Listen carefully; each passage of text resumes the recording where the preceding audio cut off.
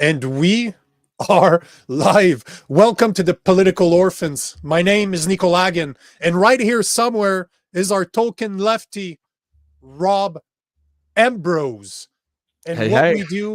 what we do is we talk about the news. We talk about what's trending right now because we want to explore the news from a left versus right perspective. We want to show you that people that are more conservative like me and people that are more liberal like Rob can actually get along, especially if we don't agree. Because remember, common sense does not have a political affiliation. What's going on, brother? What's happening? Love that tagline. It makes so much sense. It's so simple too, right? And it just came up to me one day. I was Just working on it and it a just stroke popped. of pure genius. Just pure. Stroke of genius. Like stroke of genius. Stroke of genius. Yes, I have some of them sometimes. Once in a while. Sometimes I got strokes. You got the strokes. Genius. As always, hey Jody.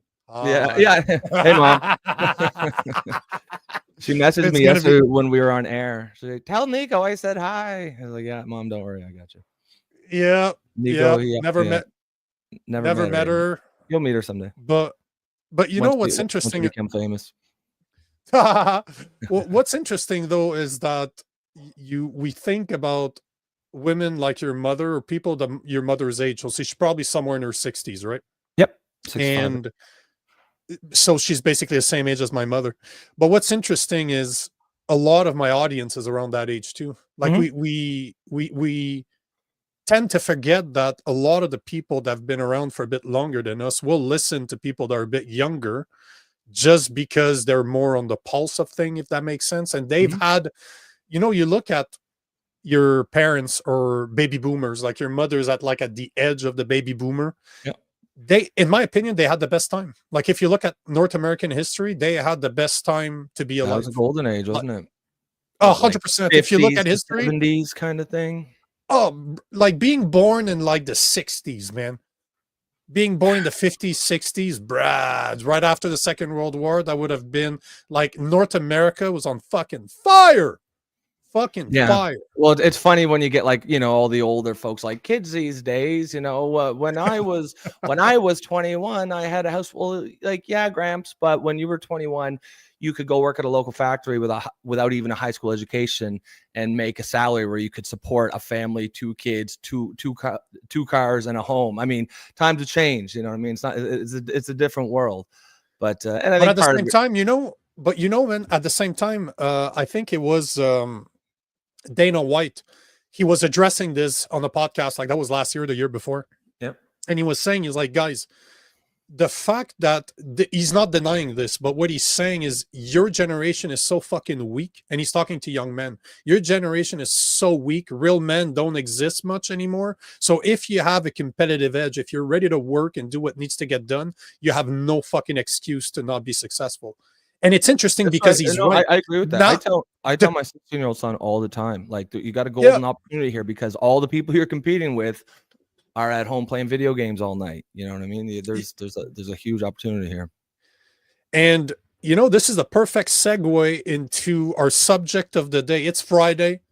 We normally go longer on Friday. We'll go as long as you guys stick around. Like we'll go an hour, probably 2 hours. We've been 3. We've been an hour and a half. We'll see. We did 4 that first time we had Jason. We went 3.5 hours. Yeah, that is a fucking long podcast. Yeah. But that's the goal on Friday. We try to keep it lighter. We try to keep it funnier. So I got a bunch of videos for you guys. I think I have 8, and Rob has not seen any of them because no, I'm seeing the same time as you guys. But I think it's important because the whole goal of the episode today is to continue on the topic we've been speaking about almost all week now, is the cultural vibe shift that we're seeing. Really right a theme of the show. That's something we're going to talk about constantly. But we talked about a lot this week, and now Trump has been in power for about a month, give or take. Like we're a couple of days off. But that's the question. Starting today, I'm going to ask you guys a question. It's not just going to be running at the bottom anymore, but I'm going to ask you the question every single time because I want you guys to get involved. So here's the question that we have for you. Are you feeling the cultural shift? Are you sensing a change ever since Trump became president again? We want to know what you think. Use the comment section. It doesn't matter which platform you're on. You could be on Next, you could be on YouTube, you could be on my LinkedIn, on Rumble, anywhere, wherever you are, on my TikTok, whatever you are. Leave us comments. Let us know how you feel about this, because this is why we do it live. We want to interact with you. We want to hear from you guys. We want. Tell us if you agree with us or disagree. Tell us why you agree with me over Nico, why I'm correct and Nico is wrong. Yeah. If you want to know, if you want recommendation for hair products, we're the people to ask. Not either of us. This might not be the right show for that. But all to say that we want to hear from you guys. This is the whole point. This is why we do it live. I know for myself, I feed off people's energy. So if you have comments, make sure to leave them. We will show them. Like if you have comments, we'll show them at the bottom here. We want to show people what our listeners are thinking, and often this is just going to drive the conversation. So there's no reasons for you to do it. Don't be shy. Just leave your fucking comments at the bottom. Now, one thing that is somewhat serious that I wanted to talk about, and I think Rob, you're going to agree with this. We talked about it yesterday too, about RFK becoming the health secretary. Okay. And I was watching his inaugurational speech this morning, and the reason I was looking at it is because of another video I'm going to show you. But it's kind of showing the trend of where it's going. But still, there's still people out there that are trying to stay woke, and they're doubling down on the woke. But there's the whole point today is the shift. But I want to start with RFK because to me it matters. This is part of that cultural shift. We're going from somebody that didn't really care about health to a guy that has been trying to do this for like 20 years. He's been talking about this shit. I think he wrote 6 books or 7 books on this. So yeah, I mean, whatever you say about him, he's not a Johnny come lately. He's been saying these things for years. So I mean, you can't really accuse him of being like an opportunist. He just wants a way in government. That's not. This is his wheelhouse. Agree or disagree with it. And he doesn't need this. Like at the end of the day, he does not need to do this. It seems like it matters to him. But his inauguration video is about 12 minutes. I chopped it off to what I believe mattered. But it's very interesting. Listen to this, but it's very interesting what he had the balls to say on camera. This shows, again, that cultural shift that's happening right now. Yeah. So help me God. Congratulations, Mr. Secretary.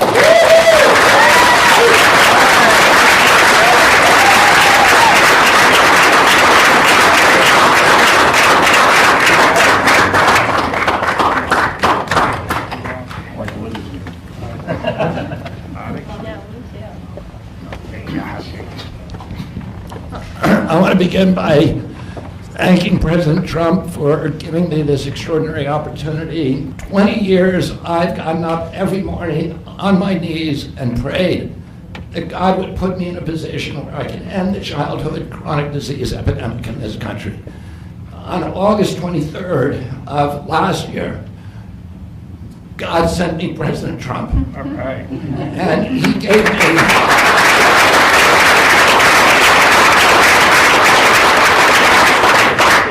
He's now given me, he's kept every promise that he's made to me. He's kept his word in every account and gone way beyond it. I'm so grateful to you, Mr. President. A lot of people told me that I couldn't trust President Trump, that I better get it in writing. And we did a handshake, and everything that he told me he was going to do, he has done. Right. And I'm so grateful to him, and I've told you before, I genuinely believe that you are a pivotal historical figure, and you are going to transform this country at a time when we see all of the indicia of democracy now in tatters in our country. We see the rise of the military-industrial complex, the rise of totalitarianism, these attacks on our Constitution, and this breathtaking epidemic that is disabling our people. I'm going to pause this for a second, but did you just hear what he said? He literally spoke against the military complex. He's yes. calling out people, going after. When's the last time you actually heard a politician talk like that? So I mean, some of them do, but yeah, it's certainly it's nice that it's not even directly in the remit of his portfolio, but it's nice that he's acknowledging that. Like one thing that stood out to me as I've read this was, I know a lot of the, obviously, I'm looking at this through like left leaning eyes or liberal eyes. I know most of the pushback from the left is the anti-vax stuff, right? But it's not like he was confirmed on an anti-vax platform. I would be seriously concerned with that. He didn't come up saying, confirm me and I'll go after vaccines. That's his personal belief. But the platform he's on is childhood obesity. And I mean, if you want to talk about a nonpartisan issue, like you couldn't come up with a better one. I mean, who cares if he has some, personal opinions that you don't agree. If he tries to bring those to the workplace, if he tries to use his position to, prevent parents who want vaccines for their kids from getting them, I'll be right there with the pitchforks and the torches. But at the end of the day, Trump won. He's going to get his guys in. Even if RFK didn't get confirmed, you weren't going to like the next guy that came in. So that's a non-issue.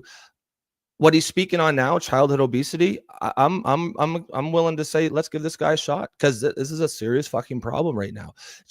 And if he's gonna, we can't let I'm going to quote Barack Obama here now. You can't let perfect be the enemy of good. You may not like everything that RFK stands for, but if he does what he says he's going to do, and I've seen no reason to believe that he won't, then this is a good thing. And who cares who does it, as long as somebody does. Agreed. Let's continue. Trump has promised to restore the American dream in this country. A healthy person has 1,000 dreams. A sick person only has one. Did you just hear this quote? Yeah. I don't know where he got that from, but a healthy person has 1,000 dreams, but a sick person only has one. To get healthy. Yeah.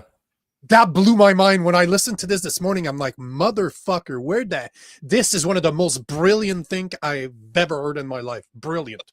I remember growing up, my grandmother, she always used to say things like that, if nothing else, your health, you always want your health. And at the time, it just seemed like something grandmothers say. But me and you are the same age, right? We're getting older now. We're starting to feel, when we go to the gym, we're starting to feel that the next day. You can feel your body is starting to, it's not just the next day, bro. Not just the next day as I'm pushing weights, I feel it. It's not, I play on a softball team in the summer with younger guys, and like my knees are shot. Like, we're not invincible the way we used to be 20 years ago. That makes sense that you play with softballs. That actually makes a whole lot of sense. Every show, man, every show. we trying to have a serious conversation. I'm cutting you off at the softball. Softballs, bro. You gotta give the audience what they came for. 100%. 60% of our population has only one dream, that they get better. President Trump has promised that he's going to restore America's strength. But we can't be a strong nation if we have a weak citizenry. If people are sick, 60% of our people are sick, 77%, as President Trump mentioned, of our children cannot qualify for military service. And we need a man on a white horse now. We need somebody who is willing to come in and has the spine and the guts and the strength to challenge orthodoxies, to stand in the way of vested interests, and to break institutions that have turned against our democracy. I agree with everything that he said there, and the reason I'm stopping it is I don't like the white horse. I don't like the white knight on the knight on shining armor on the white horse. I don't like that. I don't need somebody to fucking save me. Yeah. That is the one part I don't like about his speech. That part, when he said that, I was thinking, the wokes are going to lose their mind. Why does it have to be a man? Well, why does the horse have to be white? Yeah, well, no, but obviously, I know, but I agree with you. Yeah, we don't need a hero. We just need good policy. You know what I mean? It's not rocket science. Nope, I agreed. President Trump has shown again and again that he is that hero. And most recently, I greatly appreciate it. I called you the day that you announced the termination of USAID. My uncle started USAID in 1961 for humanitarian purposes, to put our country on the side of the poor. It has been captured by the military-industrial complex.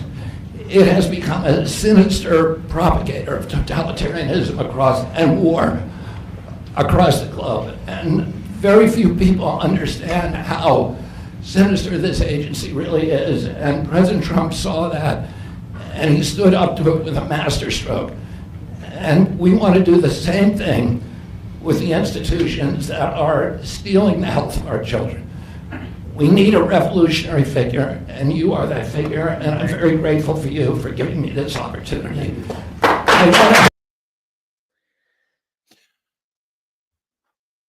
Well, I mean, it's a little funny, Trump being Trump, he's got to have his ego stroked. So everyone kind of knows when you go there, you gotta, speaking of softballs, you got to give them a little rub while you're down there.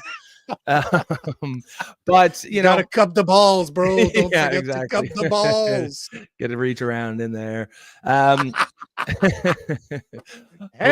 yes. Hey, Mom. Hopefully Joe doesn't tune in until later. But I think like what I've been saying, I've been doing with this administration, and what I would really encourage all liberals, left-leaning people to do is, of course, I'm not going to like this. It's going to suck, but that's how elections work. So try to judge these people on what they're doing, because that way, if and when later you have an actual serious complaint, the people you're talking to you'll have credibility. If you're just screaming about every single thing they do, then you come across something that's actually genuinely, problematic. It's a boy who cried wolf. Nobody listens to you. But if someone says, oh, look, this guy, he hasn't been, just criticizing for the sake of criticizing. He's giving credit where it's due. Now he has an issue. I might listen to that. When you're the party out of power, you don't have much to say. And this is why I made a point to stop where he talks about hero, where he talks about Trump being almost like the savior type. Like, I don't want that. That is something I strongly disagree with. Allow people to be healthy, give them the tools that they need to be healthy, but it's on them to be healthy. I don't need somebody to save me. But it is true that no matter how you feel about Trump, he is a historical figure. Nobody can actually debate that dude will be spoken about for generations to come, because he is a very different type of politician. And like him or not, you cannot disagree that he is bringing something so different that he is literally changing culture in front of our eyes. And again, that's the question I have. That's a question Rob and I have for you today. Do you think that Trump is changing culture? Have you noticed a cultural vibe switch over the past month or so? Because I see it. I'm in the US right now. I'm in Alabama. I've been here for a few months. I was here prior to him getting elected. And man, it seems like it's vibrant. Like there's something, it seems that people are genuinely happier because they're not as worried about their woke government. And I made a video about this morning, and that's what I was saying. It feels like, the woke veil that's been on top of us for the past 4 years. Somebody just removed it and say, you know what? It's okay for you to don't agree with this anymore. Like, just take something as simple, vibe shift. Something as the dancing. Do you remember? Like that, people have been making fun of his dancing for 8 years now, since about, maybe not 8, but like 5 years, right? No, actually, 8 years, because he was in power 8 years ago. And he's always danced like a fucking moron. Like, that guy can't dance to save his fucking life. But now it's a trademark, right? Oh, yeah. And when he got elected, But when he got elected, you're starting to see people everywhere, like John Jones winning his UFC, defending his UFC belt. Trump is right there. It's like, hey, you see people doing touchdowns in football. Like, hey, and for someone like you, like you've been doing that move for years, right? Like, yeah, it's called double fisting. Yeah. So this is no longer a family show, I guess. Well, you know what? The difference is that I do it like this. He just does it like this, right? Of course. It's just that you see it, but you see it everywhere.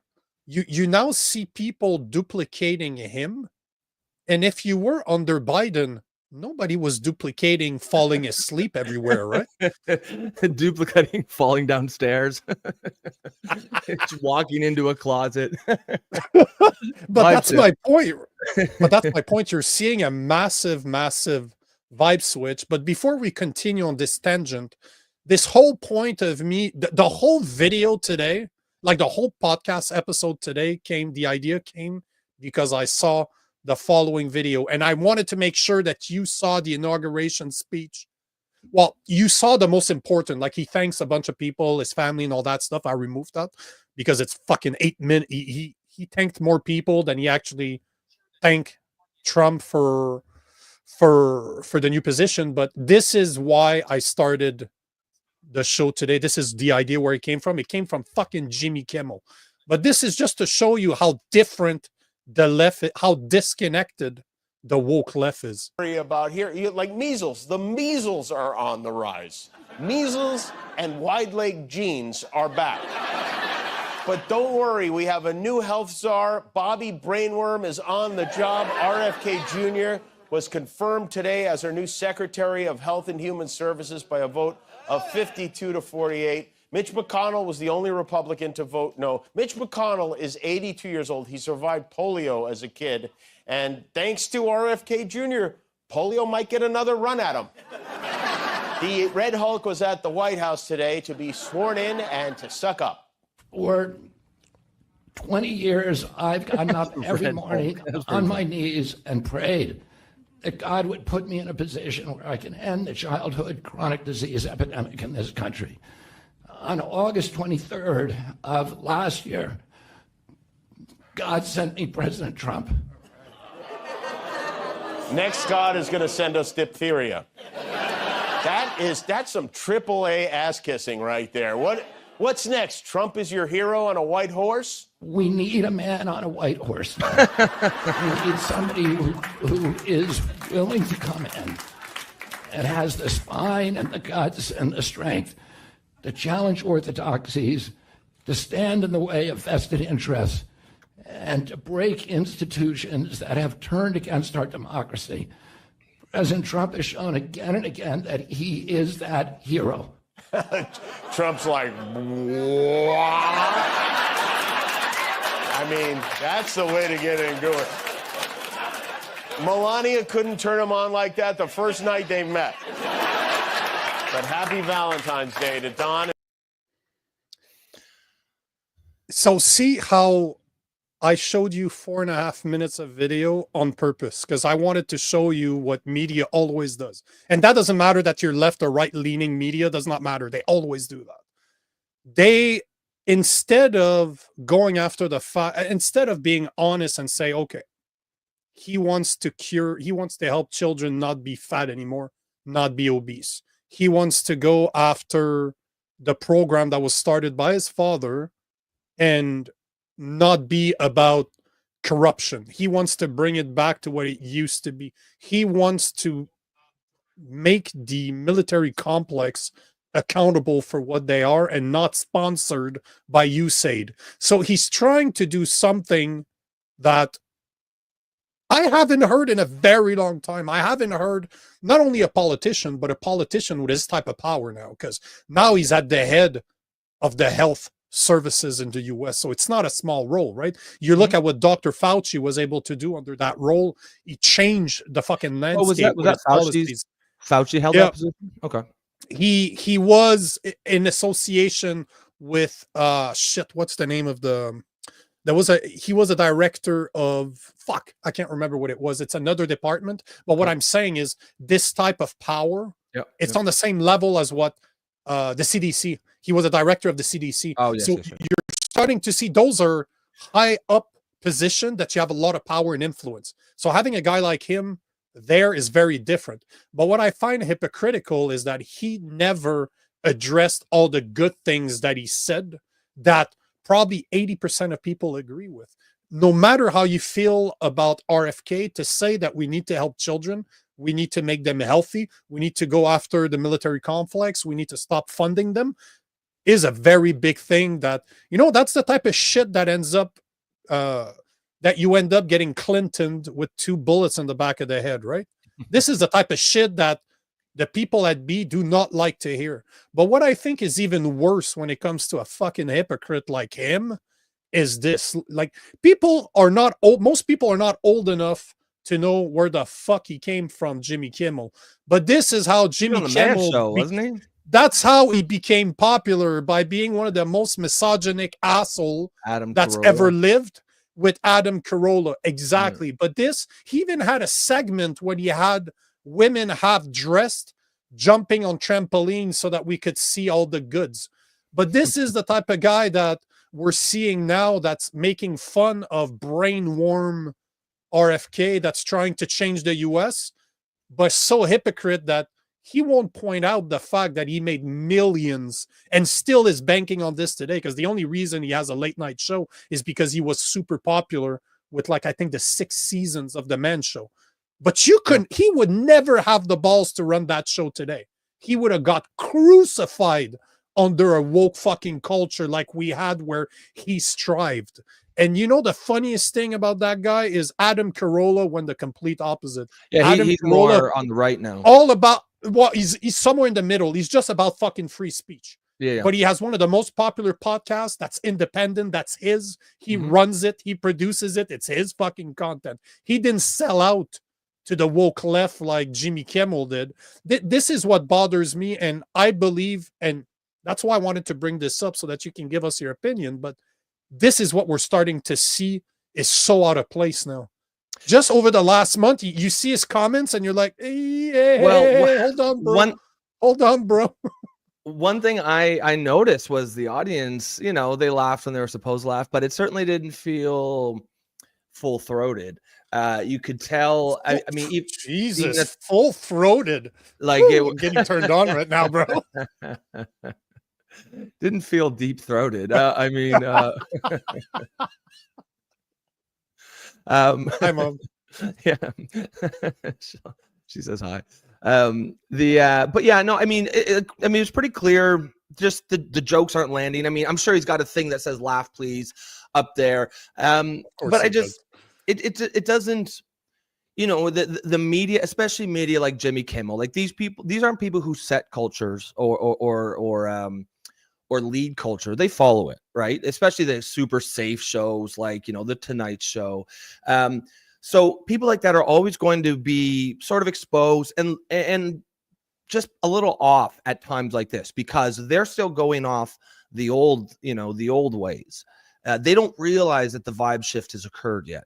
And again, you know, that's a major theme in the show. And you know, we're pretty much going to point it out lots of little different ways, because it isn't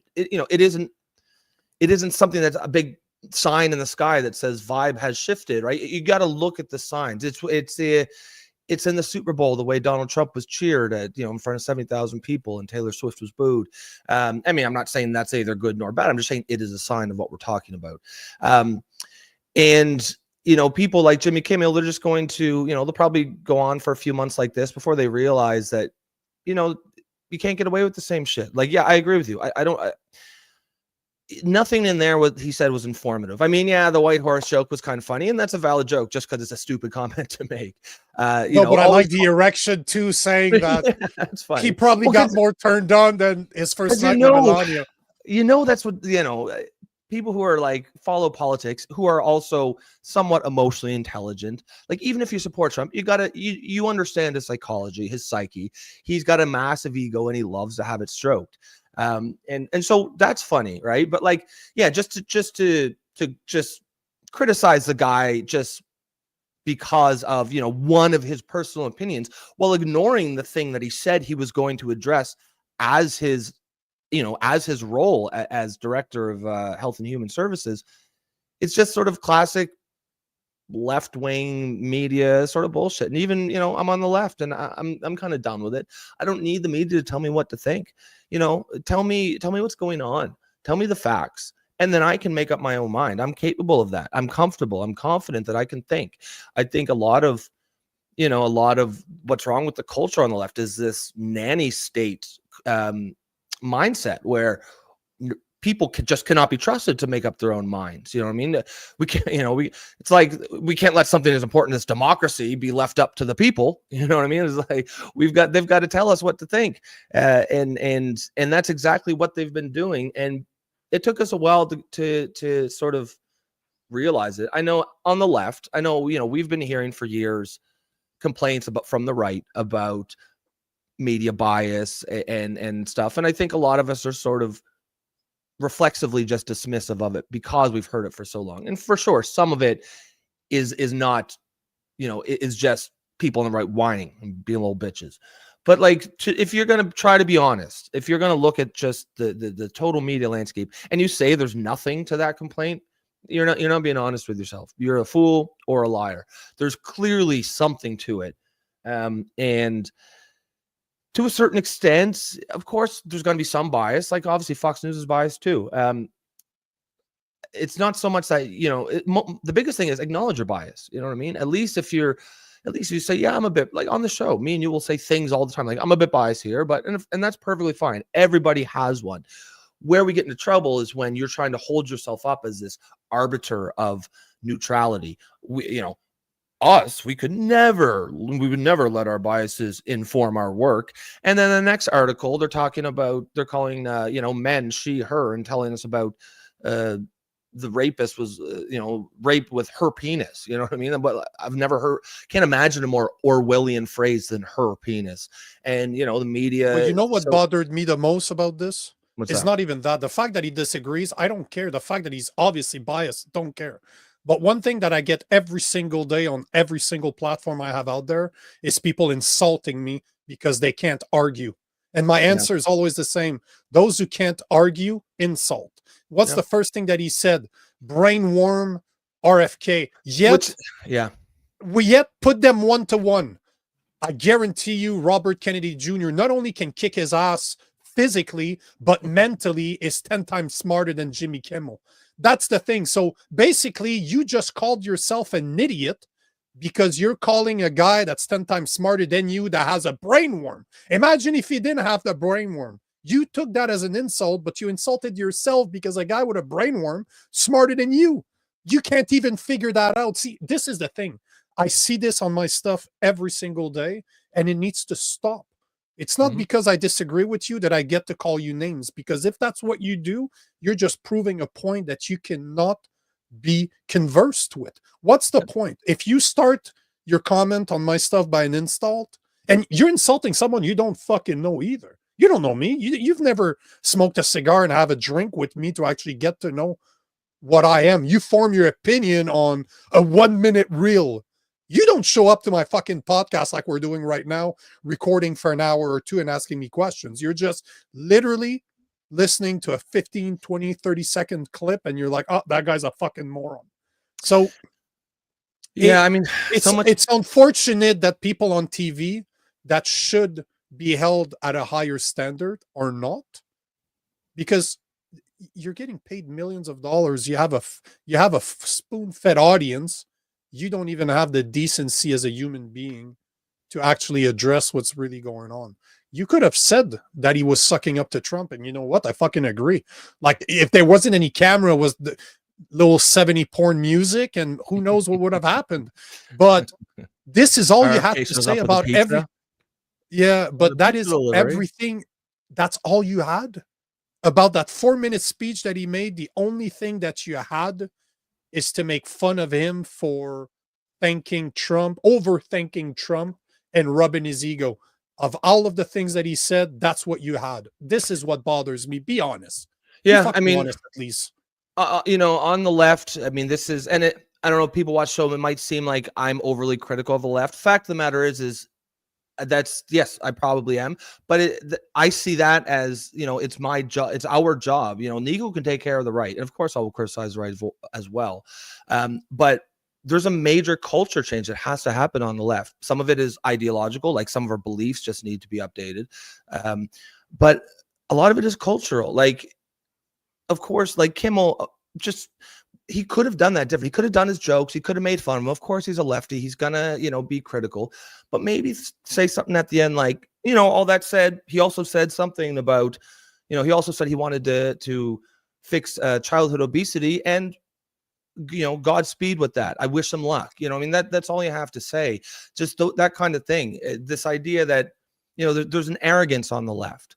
And we really need to get over it, because we're a lot of people on the left, we think that our shit doesn't stink and we can never be wrong. It's almost like we assume that our position is by default the right position, and everyone else who doesn't subscribe to it, they're either just misinformed or bad people. Those are the only two explanations.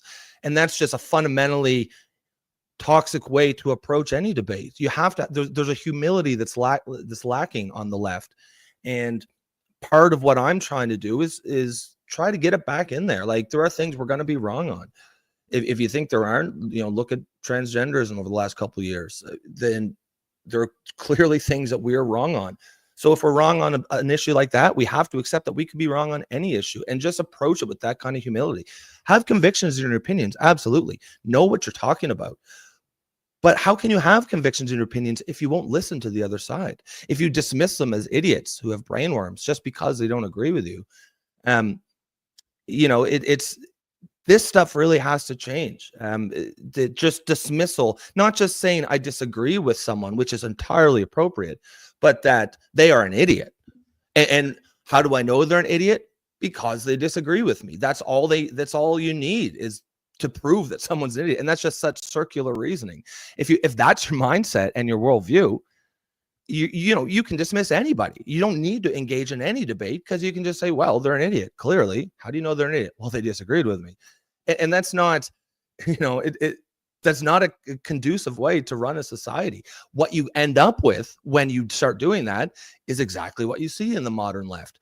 A political group that is an absolute fucking shambles, that is probably not electable for the next 10 or 20 years unless something drastic happens. And because we've created this echo chamber, this bubble for ourselves, where we just simply don't want to we don't want to engage with any opinion that differs from us. Now we frame it as some moral high ground. So, you know, we're too good. We would never validate that, you know, just by talking about it, we're giving it legitimacy, which is bullshit. You can talk about an issue without giving it legitimacy. But I think it goes to what you're saying. You know, I think it's actually that the people on the left who behave like this, they know a lot of their positions are not really defendable, and so they just don't want to have it. I mean, I got my rise on you know, being critical of gender, and the big thing there was no debate. Trans women are women, no debate. And the reason they did that is because they understood that once you start debating, they're going to lose. So yeah, we really need to get away from that. But you know, you're going to be critical of the left. I'm going to be critical of the right. And the article that you're seeing right now is exactly my point. So here's the headline for you. Mitch McConnell takes his revenge on Trump. That's the headline because he's the only Republican to vote against RFK's nomination. Why did he did it? I will not condone the relegation of proven cures, and neither will millions of Americans who credit their survival and quality of life to scientific miracles. So basically, out of spite, you have a governor. He's governor, right? Is he? Hold on. Is he a governor? No, he's a senator. He's a senator. But you have no, he is KY. Yeah, that would be. Oh yeah, Kentucky. All right. Either it's the lubricant or the state. I would have state or the lubricant. I am the senator of lubricant. Sorry, Kentucky. I don't mean to insult you guys. But all to say that he's literally saying that he will not condone the dismissal of proven cures, and neither will millions of Americans who credit their survival and quality of life to scientific miracles. And I invite you, anybody that's listening to this, because I cannot address this here because it's going to get us in trouble. But you can go check some of my Unwoken podcasts that I just recorded with Dr. Andy Kaufman, which is world-renowned doctor. We spoke about this. You can go check Vaccine Canada Choice, another podcast that I made with a big organization in Canada that Ted Kunz lost his son to this. He's the first one that can talk to you about this. Yet the actual subject is not up to discussion, and this is what bothers me. RFK is not anti-vax. He wants to open that discussion, just so I am. Will I ever get vaccinated again? Fuck no. But that's my choice. If you want to do it, that's fine. That's your body. Do whatever the fuck you want. What you do to your body does not impact me. What I do to my body does not impact you either. But we need to stop bickering like little bitches, because this is not even off policy. It's really just, you know what, because I disagree with one of your statements, I can't condone you at all. Sorry, Mitch McConnell. At least he's able to not fall asleep or not reboot his system in middle of questions where he's just like so vegetable. And funny enough, as I mentioned yesterday, he is the 5th or 6th politician that's received the most money from Big Pharma.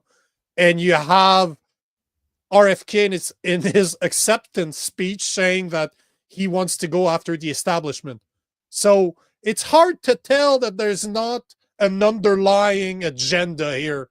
I really like that idea. I think you brought it up, that politicians should have to wear the NASCAR idea. They should have to wear their sponsors. And it should be like in NASCAR, it should be the size everywhere, based on how much they give. Like if you see like the player's car, the smokes, when it's a giant word players, and then there's someone like, you know, Bob's hair cream in the corner, you know that players spent a whole lot more money than Bob's hair cream. So same thing, Pfizer right on the over the whole thing. You know what I mean? Like it's actually a great idea. Hey, Bob hair cream, if you're listening to this, we will sponsor your product. We'll sponsor the show. We're like the best. We're like the best people. It'll be like, I wish we had used Bob's hair cream, or we might not look like this. But I just find it pathetic that you have lifelong politicians like McConnell. You have people like Jimmy Kimmel that made their millions insulting women. Basically, in today, he would not be able to do that. And luckily for him, people are I don't want to say stupid. I don't want to insult people. But people don't have a lot of memory, so they don't know how he became popular. All they know is him on The Late Show. So, but that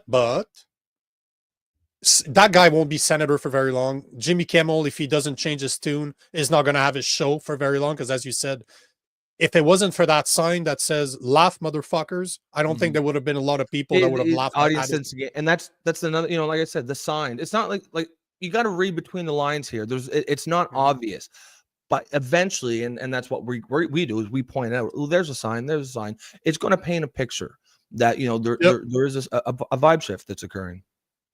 And I wanted to show this. Like, this is about McConnell, and it's Trump's response to it. I found that this morning. I thought, hold on, I want to make sure that I'm not messing up.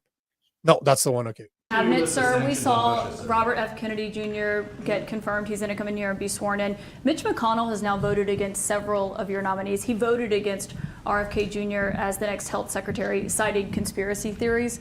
What's your reaction to that? Well, I feel sorry for Mitch. And I was one of the people that led. He wanted to go to the end, and he wanted to stay leader. He's not equipped mentally. He wasn't equipped 10 years ago mentally, in my opinion. He'd let the Republican Party go to hell. If I didn't come along, the Republican Party wouldn't even exist right now. Mitch McConnell never really had it. I was the one that got him to drop out of the leadership position, so he can't love me. But he's not voting against Bobby. He's voting against me, but that's all right. Well, he did. You think that was easy? What? He had polio, obviously. And I don't know. I don't know anything about he had polio. He had polio. Are you doubting that he had polio? I have no idea if he had polio. All I can tell you about him is that he shouldn't have been leader. He knows that. He voted against Bobby. He votes against almost everything now. He's a very bitter guy. The thing about this video that I liked is how Trump is not falling for that woke crap anymore. That's another switch that you see in the cultural vibe. Because even I was watching clips of the NFL, and the guy had just a Jesus shirt on. They were asking him question, and again he's like, I don't care. Like, you can ask about this, I don't care. We're here to speak football. Let's speak football. Fuck off. It's just the way people now are just cutting that shit right off. We recognize those traps that are being put by reporters, and that's what she tried. And Trump is like, I'm not having any of your bullshit. Like, fuck off. He's not voting against RFK, he's voting against me, and he's actually probably right. That's absolutely and probably because he's telling him that he destroyed the Republican Party, and if it wasn't for Trump, it'd be destroyed. That probably does not help you saying that to McConnell, but it is bitterness towards Trump, not bitterness towards RFK. So all I'm trying to point out here is that it's not better, or it's the same thing as the woke trying to cancel people they don't agree with. He's doing exactly that. That is, if there's such a thing as a woke right, Mitch McConnell is the exact definition of what it is. Little bitter old man that is being ran by his emotion because because Trump did something he didn't like, he's going to say, oh yeah, but that guy's a conspiracy theorist. Have the discussion. If you don't agree with him, let's set up a debate. Have that discussion. Let both sides of the story tell their opinion, and let's see where it falls. Yeah, no, I agree. I mean, I don't. The woman who asked that question, it's the same thing the media is doing or did in 2016, where it's just a bunch of gotchas. They just try to get him to say something outrageous. So, if he had said something, whatever, like the headlines would be, Trump denies McConnell even had polio. And it's like, who gives a sweet fuck? Nobody cares. Like, deal with the problems of the government. The media is easily the biggest person responsible for the breakdown in politics today, just from an important thing that needs to actually happen in order to run the country into just the world's biggest reality show, which is what they're trying to create. Now, people are starting to push back on that. And I hate to see all these clips of Trump where it makes me start to like the guy a little. Because I like the way he dealt with that. You can tell he's sick of it. And one thing about politics, yeah, positions are great. What people really want to feel like is if you feel the things that they feel. You know what I mean? If you care. I guarantee you there's a lot of people who rolled their eyes when she asked that question. And then Trump, I don't know if he literally did, but he metaphorically rolled his eyes in his response. People do respond to that. I'm still sort of duty bound as a liberal to have some, TDS, but I like how he responded to that. I wasn't planning about showing this video right now. I was thinking at the end of the show, but because of the way you brought it up, because of the way you're talking about media and how people are sick of it, here is the perfect fucking example. Like, it's 5 minutes long, so I'll pause it every now and then to catch your opinion. But listen to this. This is the perfect fucking example of what you're talking about. White House Press Secretary Caroline Leavitt announced that the Associated Press has been banned from the Oval Office for not honoring the recent renaming of the Gulf of Mexico to the Gulf of America. Even the body language. Look how stupid this is. But before she goes, I want to make it very clear. There is a difference between the Oval Office. We're talking about the office of the president and the campus where every single reporter that has a badge can be on. But Whoopi Goldberg is making it sound like right now, it sounds like she's saying that Associated Press has been banned from attending the White House campus. Did you see how she phrased that? Like, she's making it sound like they can't be there anymore. As you'll see, that's not what she's saying. But again, she's trying to fucking get people to react on fucking bullshit. And as you're saying, just the way she's reacting, she's full of shit. She couldn't even bring herself. She's a terrible actress. She couldn't even bring herself to look shocked privilege to cover this White House. It's a privilege to be the White House press secretary. And nobody has the right to go into the Oval Office and ask the President of the United States questions. That's an invitation that is given. And there are hundreds of outlets on this campus, many of you in this room who don't have the privilege of being part of that pool every single day and getting to ask the President questions. We reserve the right to decide who gets to go into the Oval Office. And you all have credentials to be here, including the Associated Press, who is in this briefing room today. See, that girl is awesome. I always forget what her name is, but god damn, she's on point. The press secretary is she's fucking on point. But see how her either is not reacting to this bullshit. She's literally just, nobody's stopping you from being here. The Associated Press has the right to be here, but it's a very limited amount of people or reporter, and I'm going to say journalists in massive air quotes here, that get into the Oval Office. Those are two different things, and I think the way she addressed it was perfect. But you'll see Whoopi Goldberg again does what she does best. She goes full woke, like somehow the Associated Press is a victim in this fucking situation. Yeah. Okay. So the White House Correspondents Association released a statement, and it said the White House cannot dictate how news organizations report the news, nor should it penalize working journalists because it is unhappy with their editors' decisions. And the AP is signaling legal action, calling this a violation of their First Amendment rights. Now, and the reason I got to read that is because I said, you know, it's so funny. I haven't seen it reported anywhere else. I haven't seen that piece of information anywhere else. What, that it's illegal? That the AP said, that they said, listen, we're not standing for this. Right. Yeah. That's a huge, you know, and because I was saying to Rob, and I said, you know, they all need to get together and push back. You can't do it one at a time. She said, no, and then she gave me that piece of information. So are they? So they didn't get banned. They just didn't get access to the Oval Office anymore because they didn't like their attitude, which every single president in history had the right to do that. This is not a new thing. The thing that's funny, though, is that now she's crying wolf, just like the right has been trying to do for almost a decade now, saying that we're being censored everywhere, that we can't say what we want. Yeah. Yet you can say the same. She's outraged by something that's not outrageous, while she was one of the worst one to call people like me fucking liars, conspiracy theories, all the fucking name in the world. And now that she's literally lying or making it sound like it's true. I don't think she's an idiot. She knows exactly what she's doing, but yet she's calling wolf on something that isn't even true, while we're being censored. We were proven to be censored, and yet she's never acknowledged that. And you'll see it's going to get even worse before it gets better. It's just I wanted you to give me your opinion about what do you think up to now? 2 minutes in, what do you think? I just think the left media just needs to like sort of get a grip on themselves here. Like, pull your head out of your ass a little bit. Keep your fucking powder dry, because you know there's going to be things that are going to be actually a problem.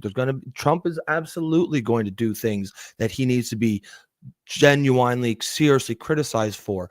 Why are you wasting it on this shit? Nobody gives a fuck who gets a private invite into the Oval Office. I don't get one either. I'm sure, you know, you're down there. I'd love one. Have you ever got one? I'd love one too. Go sue. Go sue. It's just nobody cares. Like, if they. That is not a violation of the First Amendment right. Are you kidding me? If the Trump administration tried to, you know, use their power to block the AP from reporting the news, yes, of course, then that's a real thing. But it's just nobody cares about this. Nobody. These attacks aren't working, and keep your powder dry, because you know that there will be things that actually need to be brought to people's attention. And honestly, you know, if Trump is as bad as you're telling us that he is, then you're really doing yourself a disservice here, because, you know, you say, oh, he's a literal Nazi. Oh, okay, well, what's he doing wrong? Well, he won't let the AP in the Oval Office. I mean, you're kind of undermining your own argument. If that's the best you can come up with, then I'm not going to believe the whole, all the other stuff you say about him. You know, he's going to have things that we need to sort of hold his feet to the fire with. So why are you wasting your powder on this? And that would just be a message I would give to the entire liberal media.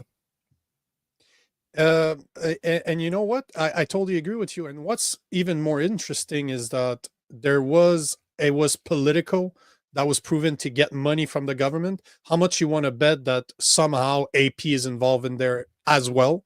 And you're not going to hear her complain about it. This is the thing, right? I call the bullshit up from every single side. I don't agree with either the left or the right, and I will call them out. Why is it not possible for guys like Jimmy Kimmel? Why is it not possible for guys like McConnell? Why is it not possible for The View? And most of those women on The View are fucking horrendous when it comes to common sense. There's no such thing as common sense on that fucking show, it seems like. But I think, and this is just my opinion, that they won't have a choice to change, or else their show is just going to go dead. The views are not going to be there anymore because, again, that cultural shift that's happening right now, that people are just, if it pisses you off, I'd be curious, you know what? Ask something to your mother for me, or if you're there, Jody, what do you think when you see, because but she is, your mother is the target audience of The View. So is my mother. So are white women in their 60s. Unfortunately, this is white liberal women in their 60s. This is the show for you. This is targeted at you. So Jody, what do you think about this when you hear a woman like her talk as a liberal, because you are a white liberal woman in her 60s, so you're the perfect audience. How do you feel about this? Does that speak to you, or does it actually bother you that they are still peddling that shit like it's actually true and like they're journalists? They're not fucking journalists. I'm not a journalist. I'm a fucking commentator because I have a fucking opinion and I share it. But I'm not a hypocrite. I will tell you that I have some biases. 100%. Yet they're selling this shit like it's true. So Jody, the question's for you. What do you think about The View? She messaged me during the show. I'll let you know. But I'll ask her as well. She'll be basically our in-house focus group for that. Our in-house white liberal woman in her 60s. Yeah. So you know how there's like acronyms for things, like like a WASP, BBM, like, for example. Yeah, there is that. But the one I've heard lately is the Awfuls, AWFL, I believe. It's basically it's white liberal women. White liberal women. Yeah, I forget what the A stands for, but obviously it's important, or it wouldn't be awful. But I'll get back to you. But it's basically that demographic, that sort of like white liberal, woke, virtue signaling, that whole demo.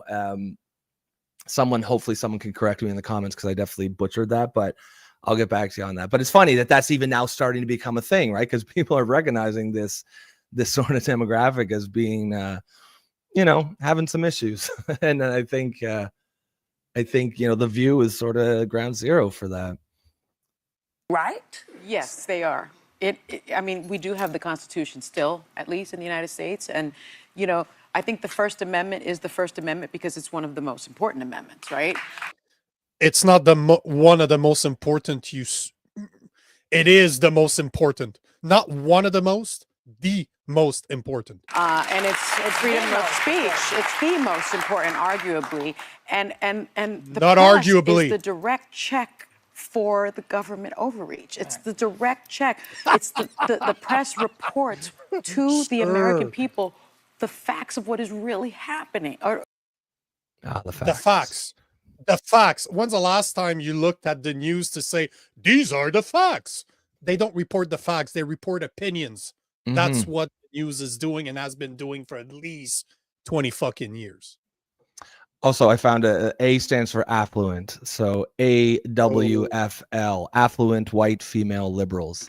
Sounds a lot better than asshole, yeah. Yeah. Or obnoxious. They're the new Karens. Like obnoxious. The Awfuls.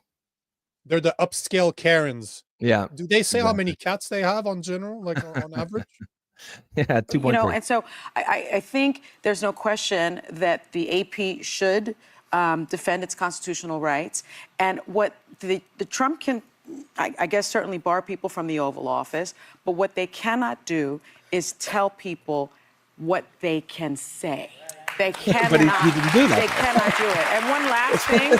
So the critique the is AP basically style guide is Trump many can years- bar them from the Oval Office, which he did, but he can't tell them what not to say, but he didn't. So, I mean, like, it's like you're critiquing him on something that'd be like, you know, that guy didn't murder someone, but if he did, that would be illegal. Yes, of course it would, but he didn't. So why are we even talking about it?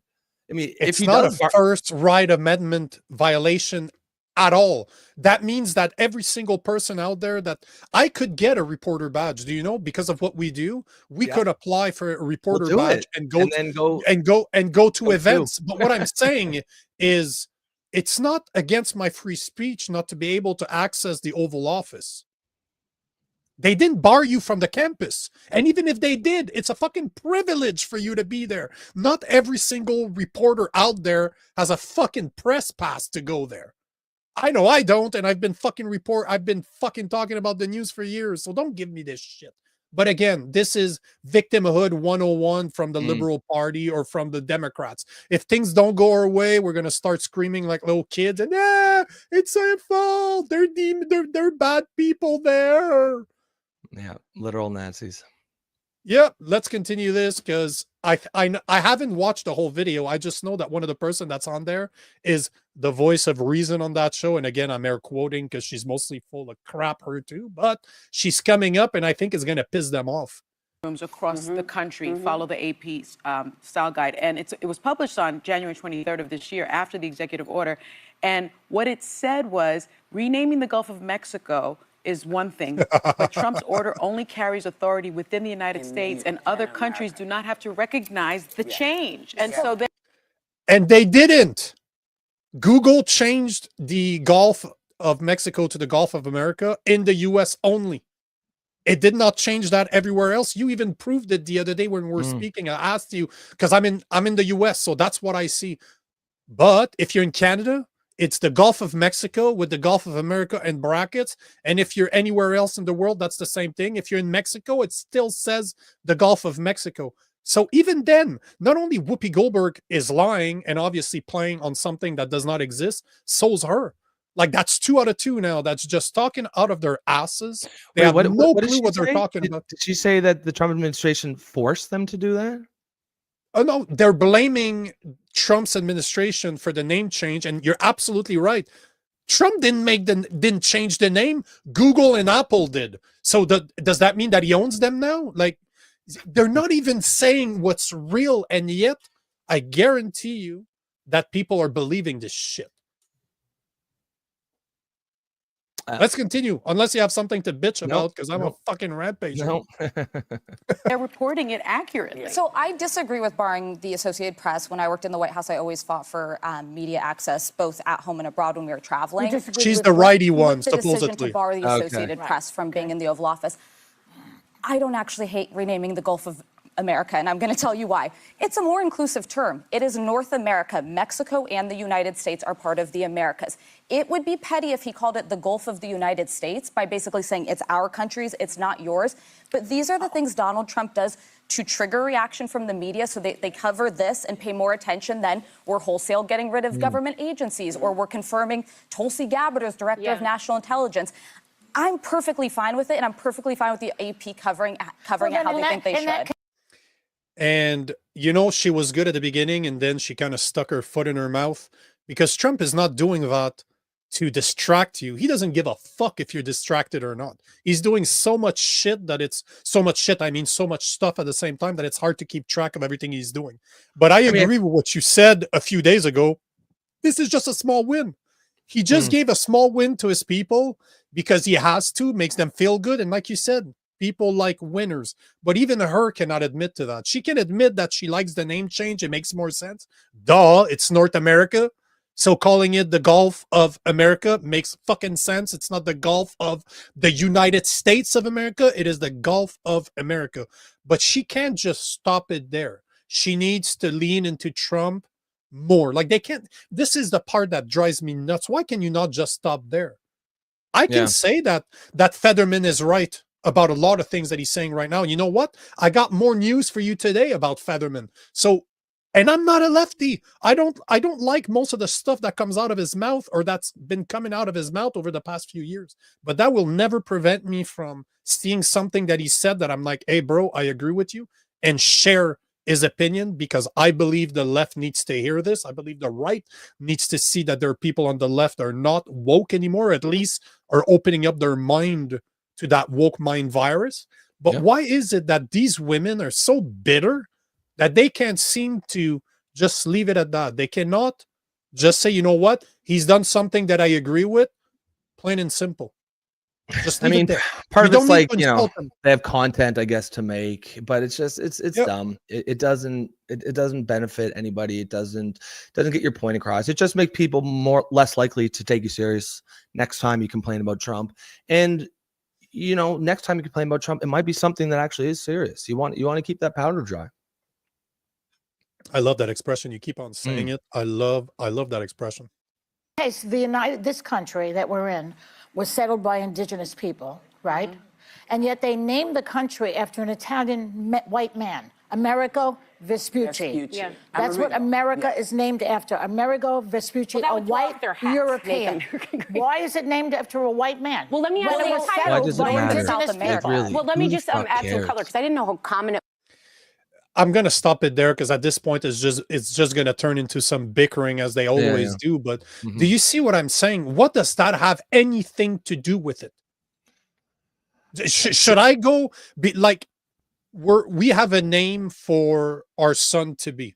My wife's pregnant. We chose a name already that we both like because of the definition of what it means. Does that mean that if I call him that name, I have to research every single time it's, and if there was one bad guy, shit, use that. But it goes back to this, right? There's no such thing as great men, just great ideas. Stop. I don't agree with everything that I've said 6 months ago. It's not hard for me to find stuff that I disagree with, because I've fucking evolved my opinion. I changed with the more research I've done. My opinion changed. But it seems they're going back to hundreds of years ago. And white men. Actually, technically, if he's Italian, you can't really consider him a white guy, because he's more tan than like, if you go to Sicily, they're fucking darker than most Mexicans. So stop with this shit, okay? You don't like him, you don't like the name, no problem. Okay, get over it. Jesus Christ. Just sort of what she went on about there, like, it just really sort of rolled my eyes to the back of my head. And I mean, I just want to sort of briefly talk about it, because that's essentially a huge chunk of what I think is wrong with the left. This over-reliance on identity politics. Who gives a fuck what the race of the guy, you know what I mean? Like, the world, actually, here, just go on to the next clip and I'll come back to this. Get on to the next clip. Nice. Nice. He just kicked himself out. So once again, this proves that Rob is not very good with technology. And we'll add him back to the stage because he's kicking himself out. I was just making fun of you, saying that you really suck with technology. Hopefully you're better with softballs. Hopefully you don't quit like that on the cooking. No, that's I go the distance with that. That's been my my bread and butter, my area of expertise. But just what I was going to say briefly, this over reliance on there's no such thing. Hold on, bullshit. That's true. Every single time you say briefly. I'm just gonna. You're just warning me. I'm gonna go down a fucking rabbit hole that's gonna take 25. When I say, my girlfriend will say that all the time. Like, if I say I'm just gonna briefly, she'll know she can go out and have a nap or something. And then, But so what do you have to say? What are you gonna say briefly? No, just this. I feel like the permeation of identity politics through every aspect of the left, and just an obsessive focus on, history, not for any, like, I fully, I think history, everyone should know their history. That famous saying, those who forget their history, the mistakes of the past are doomed to repeat them. I fully believe that. Of course, we need to learn history, but what that isn't what the wokes are doing right now. What they do is they go through history to pick winners and losers and goods and bads, but the goods and bads aren't really decided on what they actually did. It's their identity. If it's a white guy that did it, he's bad. If it's a person of color, it is good. It's as simple as that. And people are really sick of that nonsense. At the end of the day, it's 2025. Were historical wrongs committed? Absolutely. Of course they were.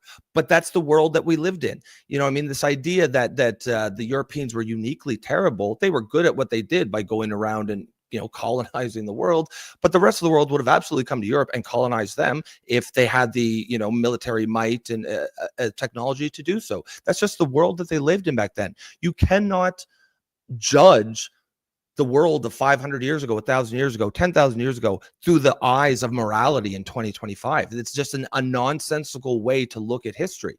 Yes, learn history, be aware of the facts, blah, blah, blah. But what is the point in just castigating ourselves and just emasculating ourselves as a group and just taking on this guilt of our ancestors as if we did it? I never colonized anybody. I never had a slave. You know what I mean? Like, at some point, we need to just stop being stuck in the past. And the thing is, like, I'm fully supportive of learning history, but these people are using it as a weapon. They're taking history and they're using it as a cudgel to beat people.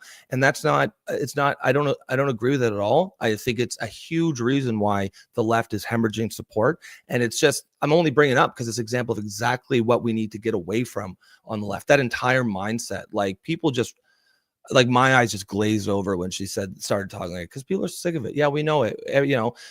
Everyone, we're all colonizing, genocidal, evil people, blah, blah, blah, because of the sins of our father. We talk about accountability a lot. Accountability only works if it's something you did, right? I can't take accountability for the things that people 500 years ago did, nor should I be expected to, nor do I expect you to. That's just common fucking sense. How about everyone's accountable for their own behavior, and we just work together now? Like, the world we live in is, to a certain extent, up until the exact moment, it is what it is. We can, at this point, what's the point in obsessively focusing on mistakes of the past? Learn from them, but let's focus on making things better today in 2025 for all of us. That's how I feel.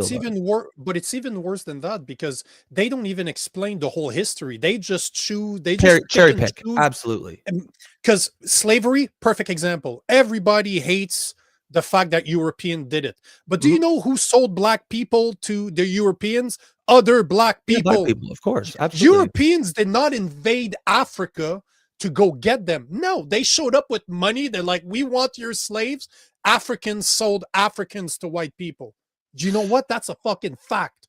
But this is never discussed. And this is my point, right? You watch a show like The View, they cherry pick what they want, what fits their agenda, instead of saying, you know what? Slavery has been around since men has been around. You can read the Bible. An Egyptian had Israeli the Jews were slaves. The Jews were slaves. So does that make it okay? Fuck no, it doesn't. Exactly. But that is just a fact of life, that every single empire out there, I don't care who they are, Babylonians, could be the Romans, could be the Europeans, could be North America. They all had slave, because that's what you do to the people you conquer. You want to be even worse? A guy like Genghis Khan. I don't know if you're familiar with this guy. Do you know that something like 0.5% of the world population has his DNA? That's how much fucking rape he's done. This is how evil. So this was not a white guy. This was not a black guy. This was a fucking Asian guy. So he's Mongolian by today's standards. So technically, this has nothing to do with the color of your skin. Guess what? There's assholes everywhere, no matter their color of skin. So just, if you're going to present, I got a quote here. Or sorry, finish your. No. Are we going to talk about Genghis Khan? Yeah, I quote, because when he brought that up, I was like, I just saw it the other day, actually. I was like, it's really funny. So he's got a quote, the greatest happiness. So it was from an exchange from one of the writers from this time period, who's a famous scribe. And he basically went translation. He basically was referring to the conversation he said. And Genghis Khan, I think he was asked, like, what's the greatest happiness in life? Or it was between two kings, and the other king was talking about hunting. He was like, Yeah, he was like going out with a fine falcon to hunt or whatever the fuck they did back then. Genghis Khan goes, actually, the greatest happiness is to vanquish your enemies, to chase them before you, to rob them of their wealth, to see those dear to them bathed in tears, and to clasp in your bosom their wives and daughters. Like, just casually talking about that's the greatest happiness. Can you imagine? But that's the point, is that's the world that you lived in back then. You know what I mean? Like, what is the point of applying 2025 morality to that and saying, oh, he's a bad guy? Yeah, of course. By 2025 standards, absolutely he was. But that's just what you did back then. Like, you know, like you were talking about slavery, you went and you conquered places, and if you beat them, you took their slaves. That's just, of course, it was evil, certainly by modern standards, and anybody doing that today should be rightly castigated and judged, because that is today in 2025. But what is the point? And like you said, it is cherry picked. There's all kinds of horrible behavior from all kinds of people and types of people, but you only hear about it from a specific type of people. And of course, white people, right? Western people, Europeans. And it's just, people are sick of it. You know, like they wonder, the left wonders why they're hemorrhaging men, white men. Why would any white man want to be a part of a party where you're essentially told you're welcome here as long as you sit in the corner and shut the fuck up? You know what I mean? That is what we were told. And, you know, no one except for like the cucks and the simps are going to stick around for that. It's just, why would they? You know what I mean? They can all see how it would be wrong if you were to say that to a black woman, and it would be. You know, I dream of a left where everyone, where ideas are assessed and judged on the merits. I have a dream. Yeah, of the idea. Well, I've heard that somewhere. I have a dream that one day men will be judged by the content of their character and not the color of their skin. That's an MLK quote. That's kind of racist what you just said. It is. Isn't that hilarious? It is. You stole a black man's speech, and that's culture appropriation right there. And you did it to one of the black gods out there, bruh. As a white guy, so racist. They would disagree with that if it didn't come from him. Because, you know, according to the modern wokes, someone's skin color is the most important factor in judging if we should listen to their opinion or not. And that is it's utterly ridiculous. I think you know, it's an entire mindset that we really need to get away from, because like you said, like they're just cherry picking. There's lots of historical examples you could go by and find lots of people doing lots of bad things. But why would we do it? You know, that was the world that we lived in. We live in this world today. We live in 2025 today. Let's judge people today based on the things that they do here in 2025. This is, you know what? You're talking about men, and man, you're just giving me so many leeway to just easily go into the next video. And this is something that I've been following forever. And I saw a video this morning of somebody I don't really like, but Matt Walsh. I used to kind of appreciate his stuff, but I don't anymore. He's really rubbing me the wrong way now. But all to say that he brought back the military ads. This is just to show you how, again, there's such a massive cultural shift going on, not just TV, not just the way politicians are addressing reporters, but do you remember the 2021 U.S. recruitment ad for the military? Do you remember seeing that? Because if you haven't seen that, bro, I'm gonna fucking blow your mind, and you're gonna be laughing your ass off. Okay. I'm gonna show you. So the video that I'm gonna show you is in 2021. I remember seeing China's ad for recruitment. Then I saw the Russian one. And then I'm going to show you the Americans. I was lucky that I found it's a 5-minute video that has them all one after the other. Okay. And then I'm going to show you the new recruitment of the US that just came out. Bro, I'm telling you right now, this is some hilarious. I can't wait. I can already imagine what it's going to be like. No, you can't. You actually cannot. I just want to make sure. Why the hell am I not seeing it in here? Hold on. Where's that video? Because I have it, I can see it on my screen here. I don't know why I cannot upload it. Give me a second. Yep. Yeah, I see it there too. No, that's the new one. That's not the one I want to show. Okay. I want to show the. Hold on, let me check. I got another place because this is the new one. I want to show you the old one just to give you perspective as to what it used to look like and what it does. Oh, of course. And here we are. Yeah, I got you. Hold on. I just tried something new. Yeah, there we go. I don't need to on, get that's out when it freezes. I don't need to jump out. But yeah, I'm gonna look into that. I don't know why it's doing that. I'm gonna. Oh, I didn't download the drivers like you said. I'll do that after the show today. Yeah, you should. You know what? It looks like the file I downloaded is actually corrupted, but give me a second. It's not going to be hard for me to find. It's right here. I'll just play it off of my. Oh, it's right here. Man, I hope you guys are ready for this because this shit is fucking hilarious. I remember watching this and I'm looking at the. Obviously, I'm not Chinese. I'm not Russian, but I'm watching this. I'm like, fuck yeah! Let's join the military. I don't even understand what the fuck they're saying, but that's how good they were. And then you'll see when it comes to the American one, you're like, oh, nah, okay. I'm good. I'm good. No, I don't think you can even imagine, because if you haven't seen this, you don't know how bad this was. Okay. Just confirm to me that you can hear this when it starts playing. Yeah. Can you? Okay. 我们已经习惯达到。王局，到！转力动员大会现在开始。一声道，是一句承诺。Like you don't need to understand what they're saying to say, damn, that's impactful, right? Yeah. 一声道，是一种割舍。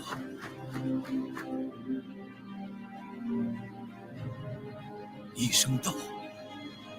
是一次重塑。空中、路上各作战机组以兄弟完善。You get to mow down protesters in Tiananmen Square. Oh shit! Yeah. But okay, this is like video game like fuck yes. Yeah, oh yeah. If you join the army, you're gonna do some really cool fucking shit. This appeals to men for sure. Who is the people going into the army? By vast majority, men. Absolutely.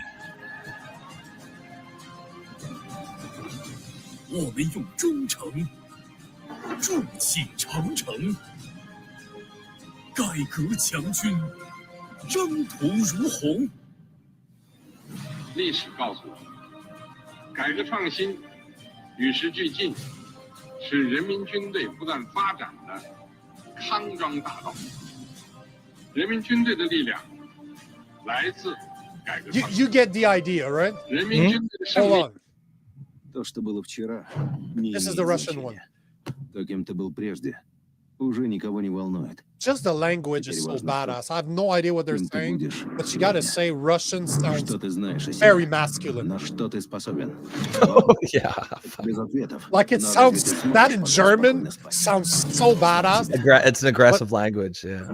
But look at this. As a man, you're watching this. You're like healthy guys doing manly shit. Like, fuck yeah. And with the language, it's just like, okay, I'm in. Where do I fucking find?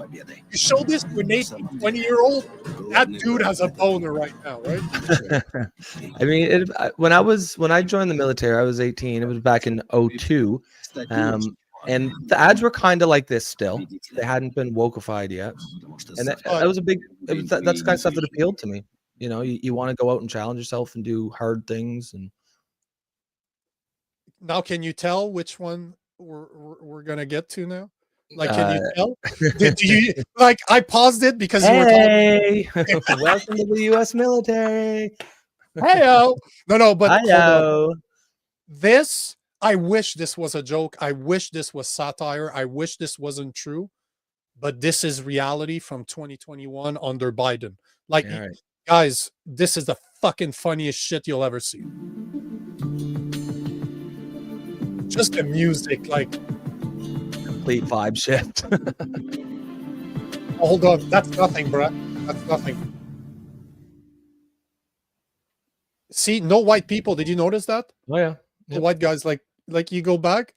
So it's a certain kind of diversity they want, not actual diversity. So you have an Asian-looking dude. You have 2 black women. You have a black guy, and then you have a white girl. There's no Mexicans represent like 30% of the U.S. population. Black people represent about 10, give or take, and then the rest are white people. The biggest majority of people there are not even represented. And is that a Mexican guy? Is that Spanish descent, or is that an Asian guy? He's Asian. He's kind of ambiguous. So he kind of, probably matches. He checks a few boxes. That's probably why he was cast. He checks a few boxes. I think he only has one leg too, and he's trans. Oh, that's and he's Hey-o. Hey-o, yeah, that's big. But this is where the funny really starts. Oh shit. So this is an actual ad by the U.S. military. Oh yeah, this is the ad now. This is where This is the story of a soldier who operates your nation's Patriot missile defense systems. Okay. It begins in California Oh my Jesus. with a little girl raised by two moms. Oh sweet Jesus Christ. You can't market the military like this. Like, how like that missile they shot, Childhood. that was killing somebody. You know what I mean? There's someone who's going to die. I also marched for equality. she was raised by two mothers. No man included here. Of course. When I was 6 years old, one of my moms had an accident that left her paralyzed. Sorry for the gay people out there, but this is the gayest shit I've ever seen. Oh no, a lot of gay people follow me on X and they would be disgusted by this. They like like Vance said, what the fuck is no, come on. You're shitting me. No, the top of my class. It gets worse, bro. Then attended Oh my god, it can't get worse. where I joined a sorority full of other strong women. But as graduation approached, I began feeling like I'd been handed so much in life.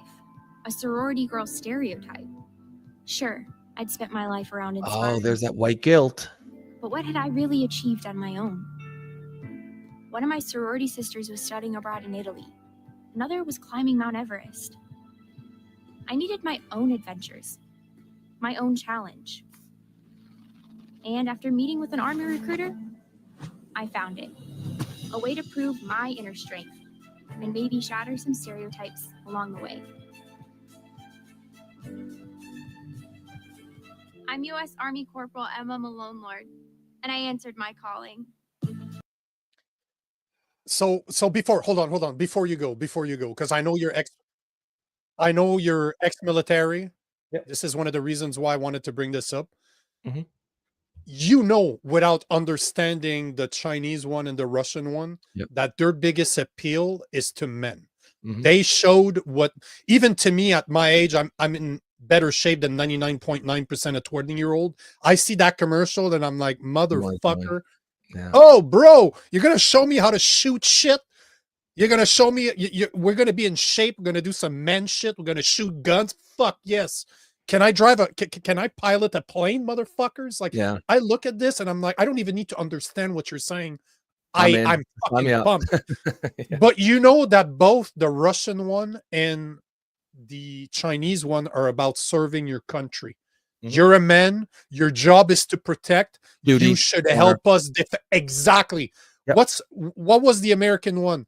All about lesbian parents, about feeling, I feel like I need to do something for myself. Serving the military is not about you. Yeah, absolutely. It's just to help your. So what do you think when you hear that? Because why did you you know what? Hold on. Why did you join the military? Let's be honest. Why did you I joined for a lot of the reasons that you first mentioned, that sort of duty, honor. So it was 2002, 9/11 had just happened. And I was, feeling there was this sort of patriotic wave that was certainly in the United States, but also in Canada. I also, I didn't know what I wanted to do, and it made a lot of sense for me. But like, absolutely, for sure, like the contrast between those two commercials is, and there isn't anything wrong with the story that she had. Grow up with two lesbian parents, fantastic. If they loved you, I mean, I do think that the ideal situation for a child is a mother and a father that's present and cares for them. But if life hands you lemonade or lemons, you make lemonade, and you have two women who love you, okay, sure. I think we talked about this a couple episodes ago.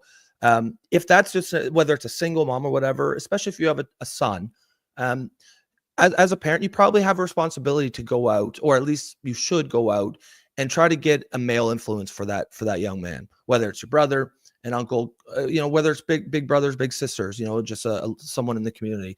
And that isn't a sexist thing. Of course, mothers are essential for obviously, they're essential for the childbirth process, but for raising them, especially, young men need their mothers, especially in their early years. But you also need a male influence to teach you how to be a man. There's nothing wrong with saying that men need to teach you. A young man needs a man to teach him how to be a man. A lot of the people who think that that's not true, they would be furious if you were to suggest that you know more about being a woman than a woman does, right? Like if you were to say, oh, I can teach a young girl how to be a woman because, can't be that hard. They'd be furious. And rightly so, like, because you don't know how to teach a young woman or young girl how to be a woman. Only a woman can do that. The same thing is true here.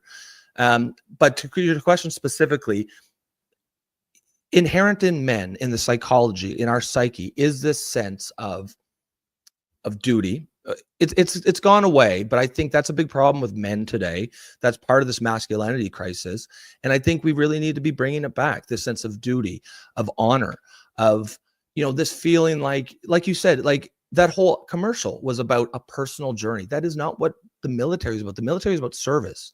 It is about being part of a team to do a job that needs to be done, but you get your reward from being part of that team. You don't get it from as a personal journey to go and find your best, most true self.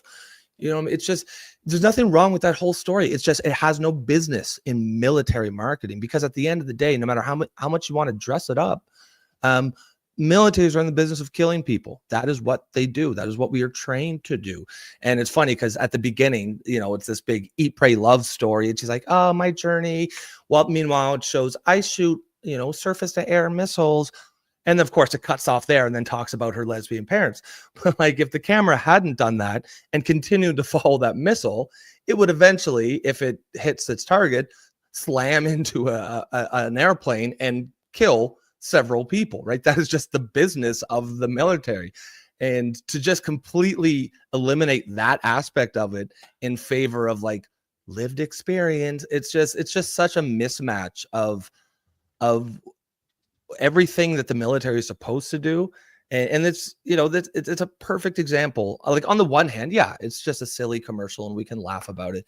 But on a deeper level, more important level, it's a perfect example of almost everything that me and people like me, like liberals who are just disgusted with the left right now, is that we see this woke ideology that has infiltrated everything. It's almost like a cancer. It has spread itself, but it is infected all aspects of society, and it is clearly harmful. It's clearly everything it touches, it dies, or at least it harms. It causes damage to.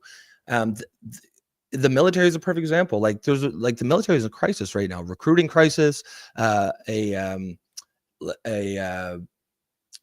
capability crisis. Like, it's not able to like, a lot of insiders are really worried about the sort of effectiveness. That's what I'm looking for. Effectiveness of the military right now. And a lot of it is because of your marketing. I mean, if you have a military stocked with people like that, there's nothing wrong with that woman.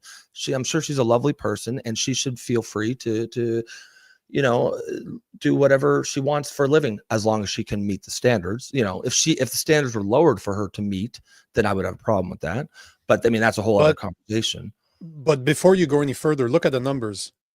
82.5% of active military are men, compared to 17.5. And how many men were looking at this video? I'm going to sign up. Yeah, not one. I guarantee you that not one that said I'm going to sign up. And on the contrary, how many men saw that? They're like, fuck you. Not joining. I was going to I'm join. not joining this gay shit. Like, are you serious? Like, is this what we've become? And let's take it even further. Look at this. These are the 5 states that recruits the most military. So California, obviously, but most people don't know that even right now, more than 50% of California has turned Republicans. So imagine you remove like Los Angeles from there. Most of California is not that woke. It's Los Angeles that's woke, right? But Texas, California, Florida, Georgia, New York. assume that California is all woke and New York is all woke. 3 out of the 5 states that brings in the most military, the most soldier recruitments, 3 out of 5 will look at that video and say, "Fuck you, I'm not joining this shit." How? I agree completely. But keep that in mind. But hold on. Okay. Keep that in mind.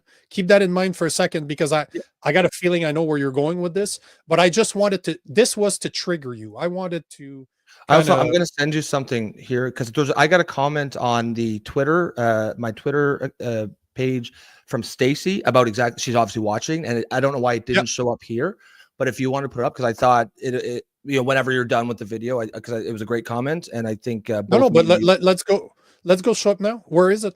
I just sent it to you on the WhatsApp. Oh, you sent it to me on WhatsApp, so I shall read it in a second. Yeah, I'll keep going. Just let me know whenever you put it up there. But yeah, I think I think men have effectively, and we've talked a lot about masculinity on this show, and it's something that we both feel strongly about, and we're going to talk about it a lot more. But there is this masculinity crisis, and this ad here is just one very tiny sort of data point for it. But what we're really talking about is just men are sidelined. Like, men don't have a voice. They've been told to go sit in the corner and keep your mouth shut, because that's what good men do, and that is not what good men do. Good men lead. Good men, they protect. They take care of the people around them. They take care of their family. They take care of their country. They protect them. That is what we need to feel like we have purpose, and that has been completely stripped away from us. And that is, again, another huge issue I have with the left, because here's this comment.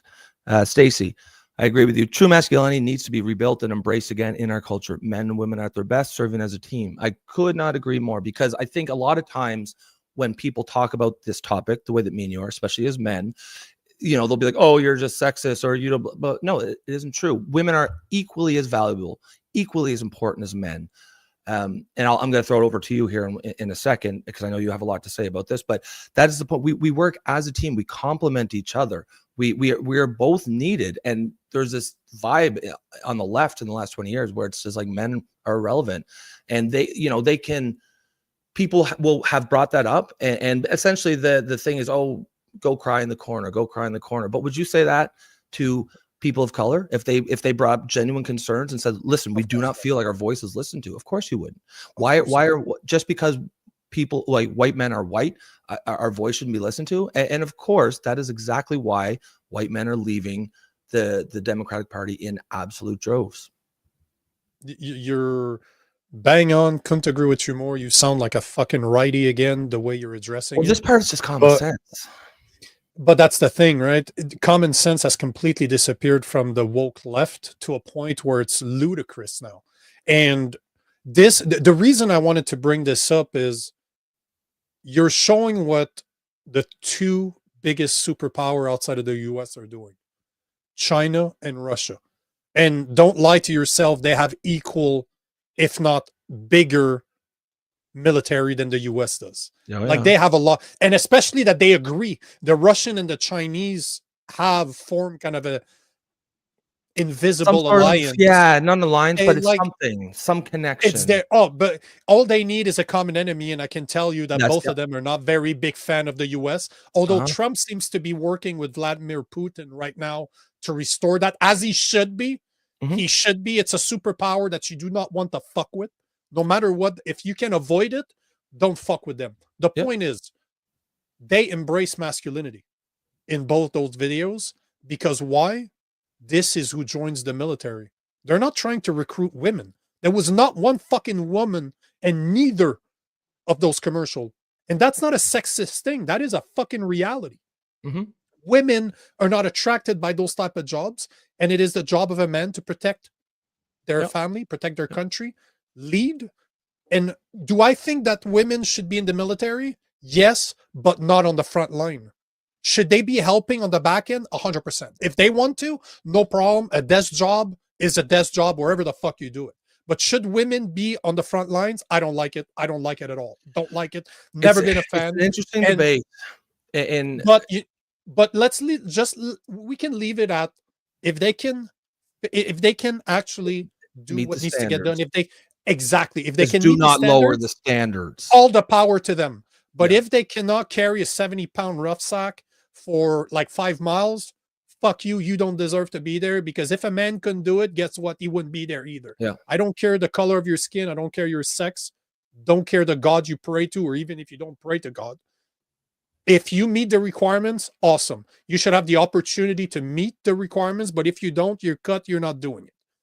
Yeah. That being said, let's see this video. I started it, but it's just a guy that I like commented on it. So I didn't even watch the video, but I can tell you, I watched about 15 seconds and I was getting goosebumps. I was like, whoa, this is good. You know, when you know it's going to be a good one. Yeah, okay. This is the new military ad from the Green Berets, which are the biggest badasses in the US. They're more badass than the Navy SEALs. Don't let David Goggins fool you. He did not have the skills to become a Green Beret. I've met Green Beret. I have friends that are. Those guys are the fucking most badasses you'll ever meet. But check this video out. Requesting immediate CAS at Map Grid Charlie Alpha. Like right there, just there, right? Iron. So one man sharpens another. Right off the bat, I'm getting goosebumps, bro. Not far from here on the hallowed grounds of Fort Liberty, near the intersection of Rock, Merritt, and Ardennes, etched into the green marble is a quote from the 35th President of the United States, and it reads that the Green Beret is again becoming a symbol of excellence, a badge of courage, and a mark of distinction in the fight for freedom. President Kennedy also challenged us and challenged our nation to go to the moon, not because it was easy, but because it was hard. I talk a lot about an article I read a while ago, in which the author wrote about how today's youth, well, they're lazy. They're lazy in language and communication. They don't seek hard work, nor have the endurance to see it through. They are nor gritty or resolute, and they lack ambition. That article was from an op-ed in the 1938 edition of the Chicago Tribune. The youth the author talked about went on to parachute behind enemy lines in France and stormed beaches like Omaha and Utah, ultimately becoming the greatest generation. And as great as that generation was, I believe that your generation can be even greater. In every generation, the challenge of one man to another turns deed into stone, and stone into legend. Your solemn objective that underpins every bead of sweat, every track of your tears, every strain and tear of your muscles, and every drop of blood. And that objective is simply to ensure that our flag is still there. Our nation will require answers without even knowing the questions, but answer you will, and we will answer them together.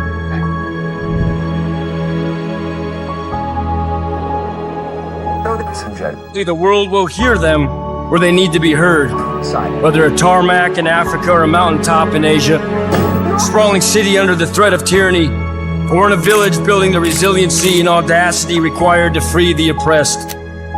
The Green Beret will be where the nation requires they be. So may your eyes light up.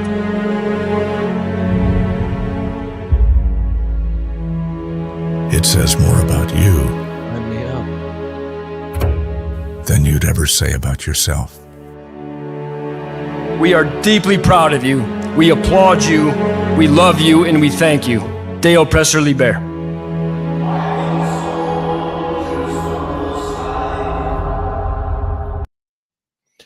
That was powerful, bro.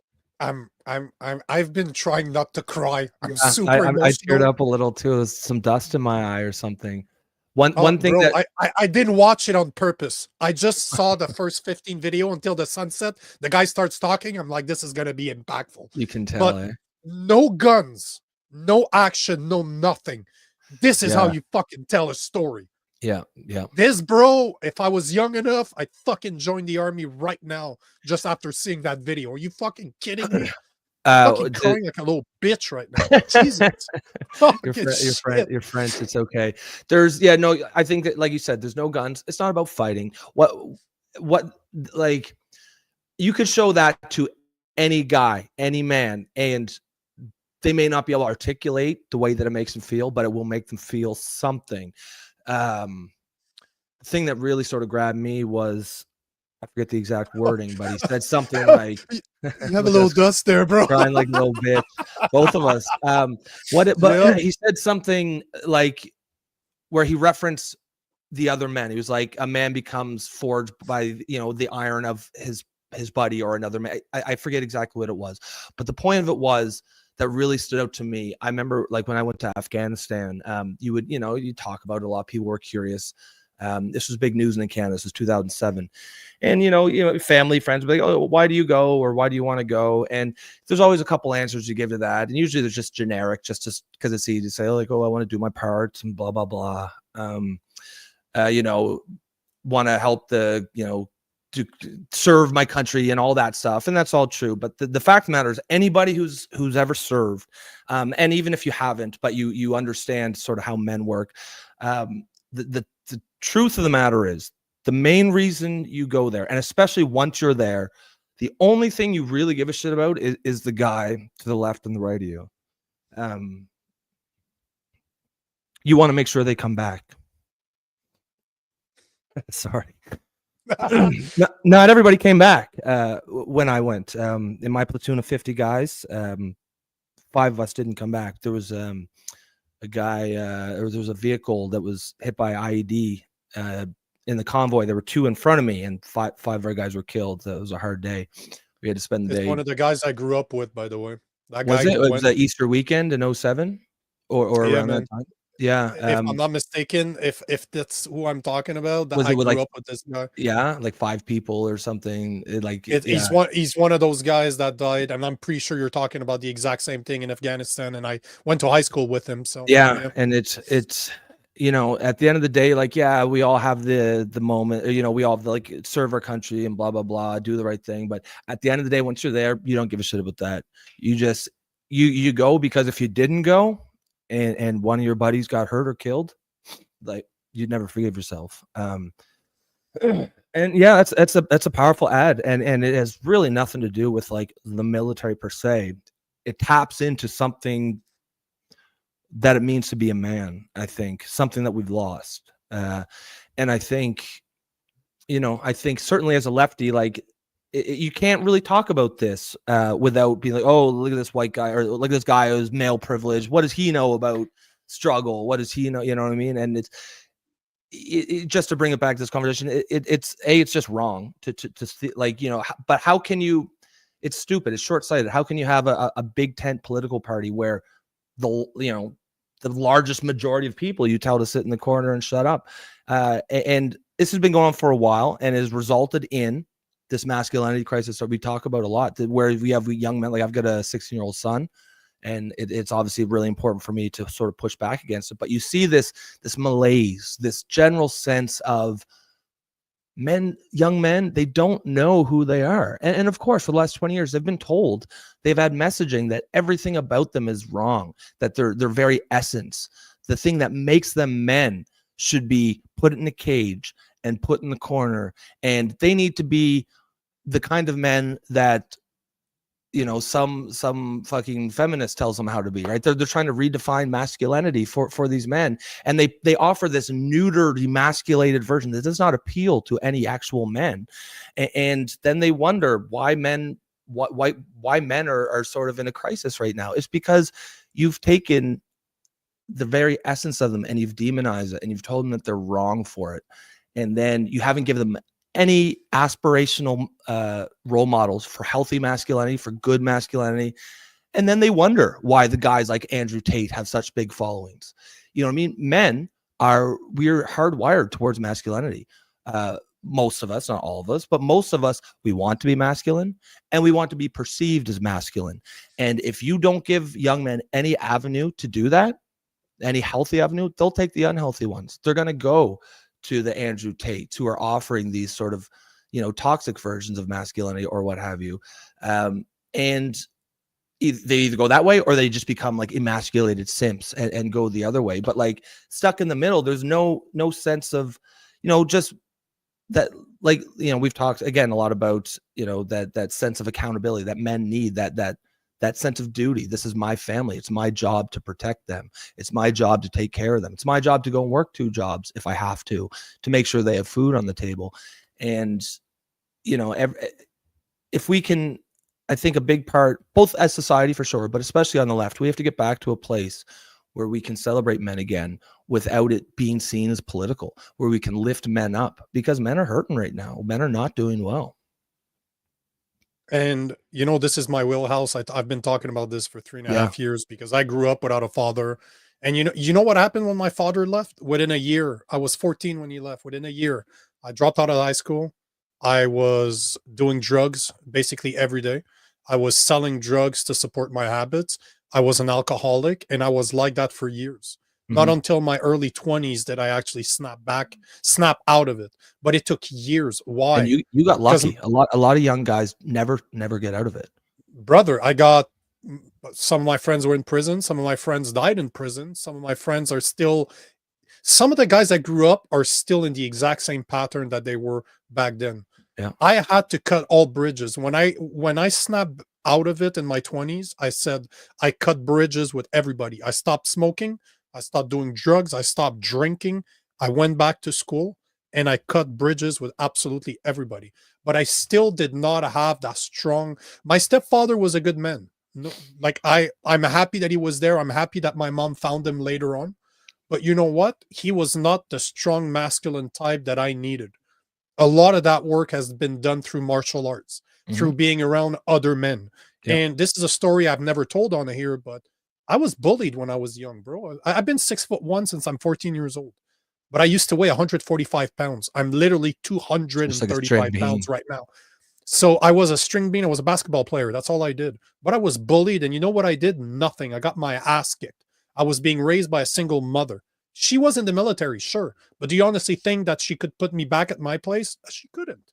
She didn't have the physical strength to do it, but she did not have the understanding that I needed a man. I needed a man with good values to be there and show me what it was to be a man. Because as you said earlier, and this is something I say all the time, a woman cannot teach a man how to become a man. Only a man can. Yep. Like, sorry, a woman cannot teach a boy how to become a man. Only a man can. In the same way as a man cannot teach a little girl how to become a woman. Only a woman can. That's and right.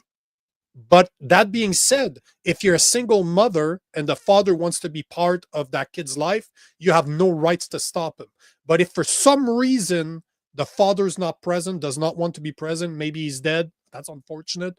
But it is up to you as a mother to find him a great guy to model himself after. You need to show him what it is to be a masculine man, because guess what? He's not going to learn it by himself. And today, unlike me, I started trying to find people around me that I thought were good men, but they weren't. Today, the access is so easy. This is why, as you said, that a guy like Andrew Tate has such an audience. And who's to blame for this? Andrew Tate or society that's telling men that being masculine is wrong? That's the question, right? Andrew Tate, as much as I disagree with 90% of shit that comes out of his mouth, he is just a reaction to the symptom. He's not the problem. He is just, if it wasn't for that problem, people wouldn't follow Andrew Tate. There would be no need for him to be there. They've created an opening for the people like Andrew Tate. And you know Andrew Tate does not speak to me as a grown man. But as a grown man, Andrew Tate does not speak to me at all. Right. He speaks to 18 years old. He speaks to 16 years old. He speaks to the young men out there that have no men influence in their life. And they're like, they see a dude that's almost a billionaire, that has women all over the place, that are in shape, that's always everywhere on social media, that has a voice. They're like, that's a man right there. That's a fucking man right there. No matter if it's true or not. In their head, this is what a man is. This is what a man should be. And the fact that women rip into him for no fucking reason, no matter if he's right or wrong, is only going to push more men towards that guy. Because they're like, okay, society's telling me what a man is. especially women, are telling me what a man is. I don't agree with that. Who do they hate? Oh, they hate Andrew Tate. Why do they hate him? Because he's masculine? Is that why? So, it seems we're doing everything possible as a society to force our boys to listen to people that are the complete opposite of what men should be. Yeah. That don't have the strong values that men should have. Mm-hmm. And who's to blame for this? We really need to start looking in the mirror. Yeah. And at the same time, there's one thing that I've been talking about a lot over the past few years is military service. I wish I did. I wish I did it. I wish I did. I'm not somebody that lives with regret. I don't have regrets per se, but if there's something I wish I did, especially in my early 20s or even when I was 18, is join the military. Because the point in the matter is that see it as public service. Mm-hmm. We should, as people, want to serve our communities, to serve our country. We should find it inside of ourselves to do so. And the military should be mandatory for men after high school. They should have to serve like 6 months. They should have to do the boot camp. Like in Canada, 6 months. Some countries do that. But they should. In my opinion, there should be 2 years mandatory of public service. The first 6 months you do military boot camp. You're taught what it is to be part of a team, what it is to be depended on and depend on others, what it is to take orders, to follow orders, what it is to be in shape, what it is to shoot a gun, how to somewhat know how to defend yourself, and do things that are hard. Be pushed in your life, because life is going to suck, right? That is so life is going to suck. Important. But at the that same one time, thing. Sorry, go ahead. 6 months. Everybody should be mandatory 6 months. You want to have higher learning? No problem. After high school, you do your 6 months. And once you're done, you can choose. Do I continue in the military or do I do public service like deliver mail, pick up garbage, do stuff that around my community so that I can understand what it takes to actually run a community? But you should have to serve 2 years to just as something you give back before society gives you higher education. Prove to us that you care. We're going to show you what it is to live in society. 6 months mandatory as boot camp, because I think those are skills. Survival skills are skills that everybody should possess, men and women. But do you want to go further in the military for the rest of the 2 years? Sure, awesome. If not, we'll find you something else to do. But we need to teach, especially our young men, what it is to belong, what it is to be part of a team, what it is to listen to orders, what it is to lead, but what it is to serve, what it is to lead, what it is to have responsibility. You do a lot of both. But in order to serve, you need to lead. But often to lead, you need to follow. Yeah, this is the understanding. The best leaders started out as servants, for lack of a better term. But you serve. You're absolutely right. Yeah, it's just I want to just bring it back to men being masculine, women being feminine, understanding that we complement each other. We do not complete each other. We complement each other. Because I'm more physical than my wife does not mean that I'm better than her. That just means that I have certain gender responsibilities towards her and she has different towards me. Like we're not going to be doing the same thing when it comes to raising kids. There's things that I can do for my boy that she can't. Yeah. And there's things that she's going to do for my boy, like emotional intelligence. That's not going to come from me. That's going to come from her. And there's nothing wrong with that on the yeah, because obviously I have no control over my emotions. I watch a video and we're both crying like little bitches. Schoolboy bitches. Did you see I sent you a video? I was just I somehow I got a screen capture of the show and you're crying like a little bitch. You see that? Are you seeing that? I haven't seen that yet, hold on. No, sorry. I'm gonna share this because this is actually really good. This is really good. Like, I like to rip into you, so I'm always gonna do that. And as I was going to say something, see, there you go. Like, you even have the small tear, the single tear. So for the people that missed that part, this is a gift for you. Earlier, we watched a military video, and both Rob and I were crying like little. Well, it's because I was talking about the time earlier when I had my pumpkin spice latte, and they made it a medium, and I had ordered a large, and so I mean that was my response. But you know, I think just kind of to what you're saying about like, you know, masculinity men. I'm glad you brought that up. Sort of like we need to look in the mirror, because I found myself like saying like, you know, they have taken that away from us, sort of, and that's just the way I'm using the language. But the fact of the matter is, we allow that to happen as, you know, as men. That we have to take that responsibility. And it does. I think when people hear, you know, you talk about say gender roles or blah blah blah, some of them I think might think you're demanding that people play. I hate women. Yeah, of course. And I just clearly, I mean, me and Jason, you know, rip on you a little bit, but clearly, you know, you don't. But the fact of the matter is, like, when you were talking about, hold on. How the fuck do you guys communicate? You say his name, you just like, hello. Yeah. Hello. Oh, that is freaky. That is freaky. We refer to him once in a 2-hour show, and he shows up and he says amen at the same time. Bro, amen, that's fucking creepy. That is but like, sorry for cutting you off, but that was too good. No worries. I think what some people might like sort of maybe push back on, or think they might think that you're saying that everyone has, like, there are gender roles and everybody should be forced into them. You know, obviously I'm not going to speak for you, but I believe that's not what you're saying. What is true is that most men will want to be masculine, and most females will also just naturally want to be feminine. Doesn't mean that they have to be. If you know, as you know, as a lefty liberal, I believe that everyone should be free to live the life that they want. If a woman wants to be, you know, masculine, a man wants to be feminine, fill your boots. That's like, I don't want to get in the business of telling people how they have to behave or act.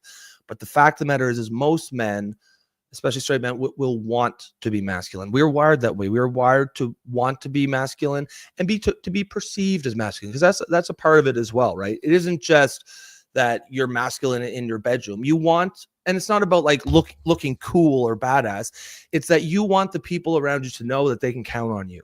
That if the shit hits the fan, and I mean, yeah, of course, we in 2025, we live in the modern world. Shit's not going to hit the fan the way it might have, you know, 500 years ago, or you know, Genghis Khan times, when you might be out, you know, raping and pillaging, reaping your wheat, and then there's a dust cloud in the horizon. Oh shit, Genghis Khan's here to rape and pillage. You know what I mean? Like, shit's hitting the fan then. But like, we still have that wiring. We still want our friends and the people around to know that they can count on us, to know that if shit does hit the fan, we're going to be there. And that's at the heart of what masculinity really is.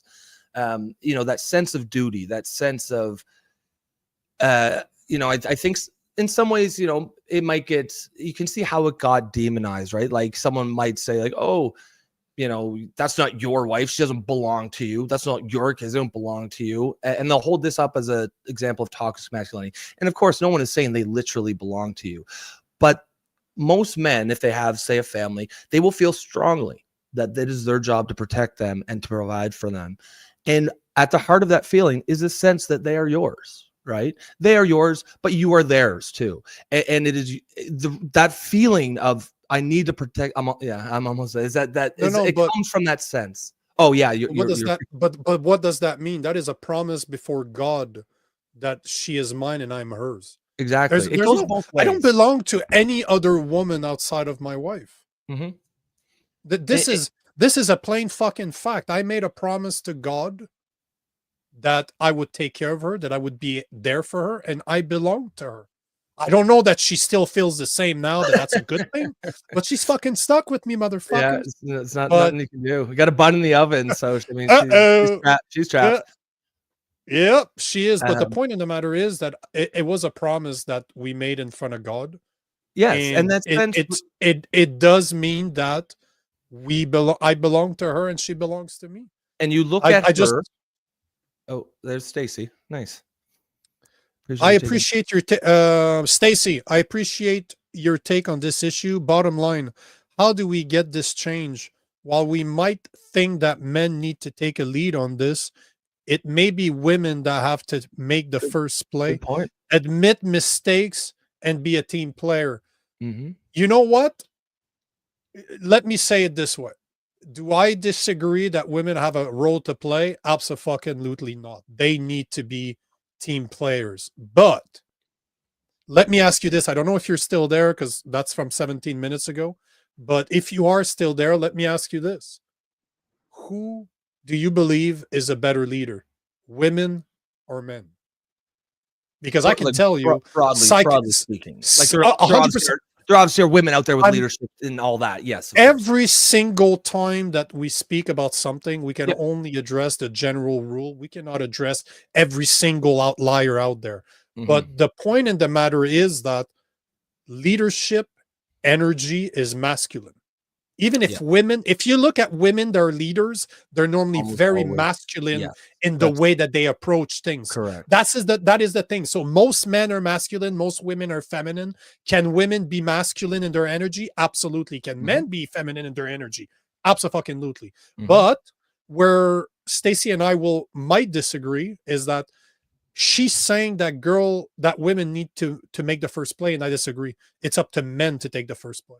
Yeah, it's up to men to make the first move because leadership is hard. Leadership sucks, and you have to take decisions that are logical, not emotional. And if you let leaders be emotional, it's always going to be problematic because you cannot take decisions based on your emotions. You need to make it based on logic, and that is why men tend to do better in leadership.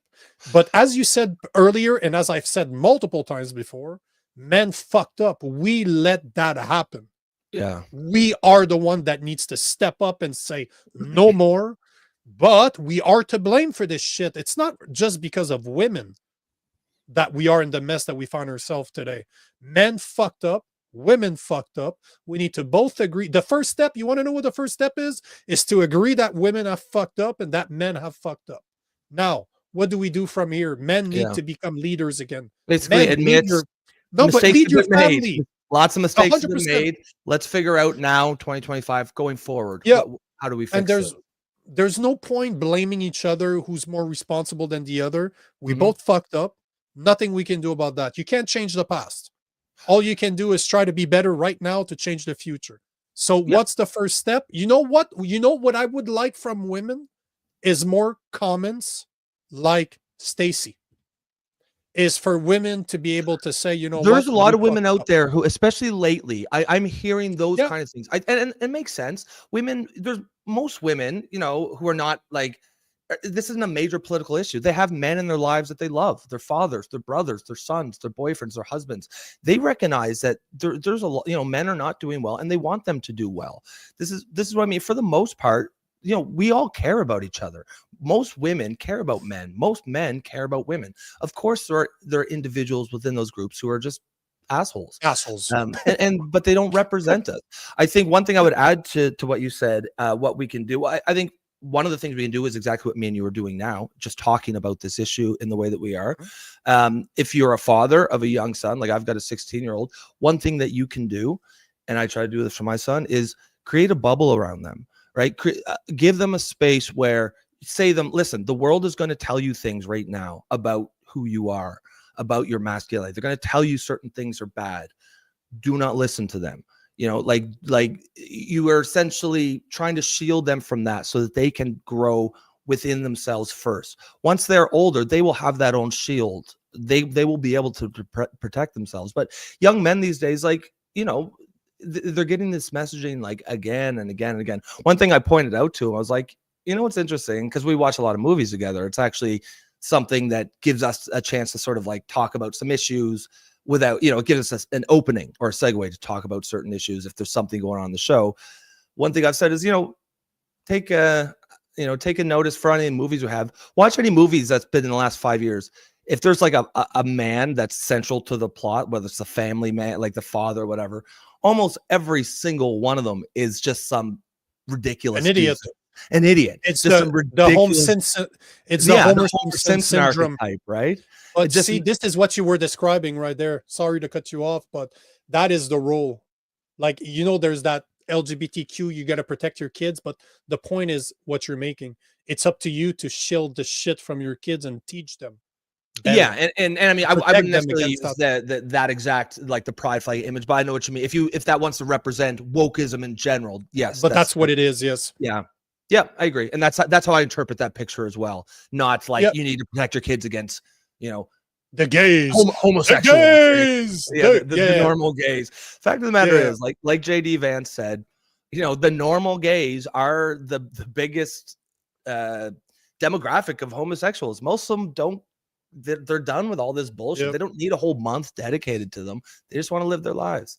And that's the interpretation I took of that pick. But yeah, other than that, it's really just about people having these kind of conversations.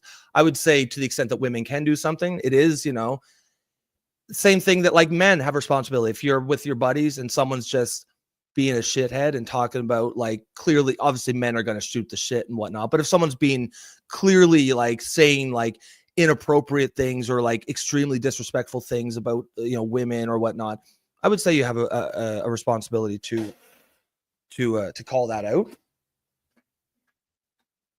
And then women, same thing. That's going to come back here in 1 second. I'm going to get those drivers after the show, so we won't have to deal with that anymore. But it's okay. That's your cue. You should take a cue. Shut the hell up. Yeah. That's my webcam saying, yeah, cut it. Yeah, bro. I actually am done. Fuck you, webcam. I was done anyways. Stacy replied, I guess she's still there. We agree. Just pointing out, biologically speaking, women signal to men. We need to signal we are ready for this. I agree with you, Stacy. Will allow men to feel more at ease. But the point I'm trying to make here is not that I don't disagree. I don't agree with you. It's a team effort. I'm trying to say, no, but it's more than that. So this to me sounds like the chicken and the egg. Like, women need to do this in order for men to do this. Men should need to be signaled by women to be leaders, because this is biological. This is something that is in our fucking DNA. Men just needs to be encouraged. Women shouldn't have to signal men to be masculine. Men should know when to be masculine, as long as they've been shown what that actually means by their fathers, and not only by their fathers, but by their mothers expecting their men to be masculine. Because if you look, that is one thing between my wife and I that most people will never understand. My wife expects me to be masculine. My wife expects me to take a fucking bullet for her. She must be like super. And my children. Oh, fuck, yeah. Damn, yeah, I know. But you know what I'm saying, right? I do know what you're saying. My wife expects me to be manly. Yeah. But I expect her to be feminine too. I expect her to understand that I will be the leader of this family. Even if I make mistakes, she needs to understand that it is my fucking job, right? This is my job as a man. But between the two of us, does that mean I'm not going to make mistakes? Fuck no, I'm going to make mistakes. I'm just human, right? But at the same time, man, this is a role that we understand. I want her to be feminine. I want her to take care of me. I want her to take care of the kids. I want her to hold our family together, because that's what women do. Show me any great family. It is always held by one woman. There's a matriarch somewhere that is holding the glue. The group to exactly the glue. Thank you. Yeah. And a man is normally the one that is going to do shit that nobody else does want to do, because that's what we do. Men will have 20 years of a fucking career that fucking sucks just because they can provide for their families. That's not that's not toxic at all. We're enablers. Men are enablers. We enable women to be feminine. We enable to create a safe space at home where our kids can thrive. But as soon as they leave that door, you need to fucking understand that safe space are bullshit. They don't exist outside of the home. But that is your responsibility and mine to create that space where women feel secure and our kids feel good at home, so that we can teach them together what it is to be fucking decent human beings. I think that, when you say things like, it's the man's jobs to lead, and I absolutely agree with that. Just to add some nuance, I think what some people might think, they're like, "Oh, you think so? A man just gets to be the boss and say whatever." I know you're not the same thing at all. No, I know you're not at all. I know you're not saying that. I'm saying that's what some people will say. Stop saying what you think I know or what I'm saying.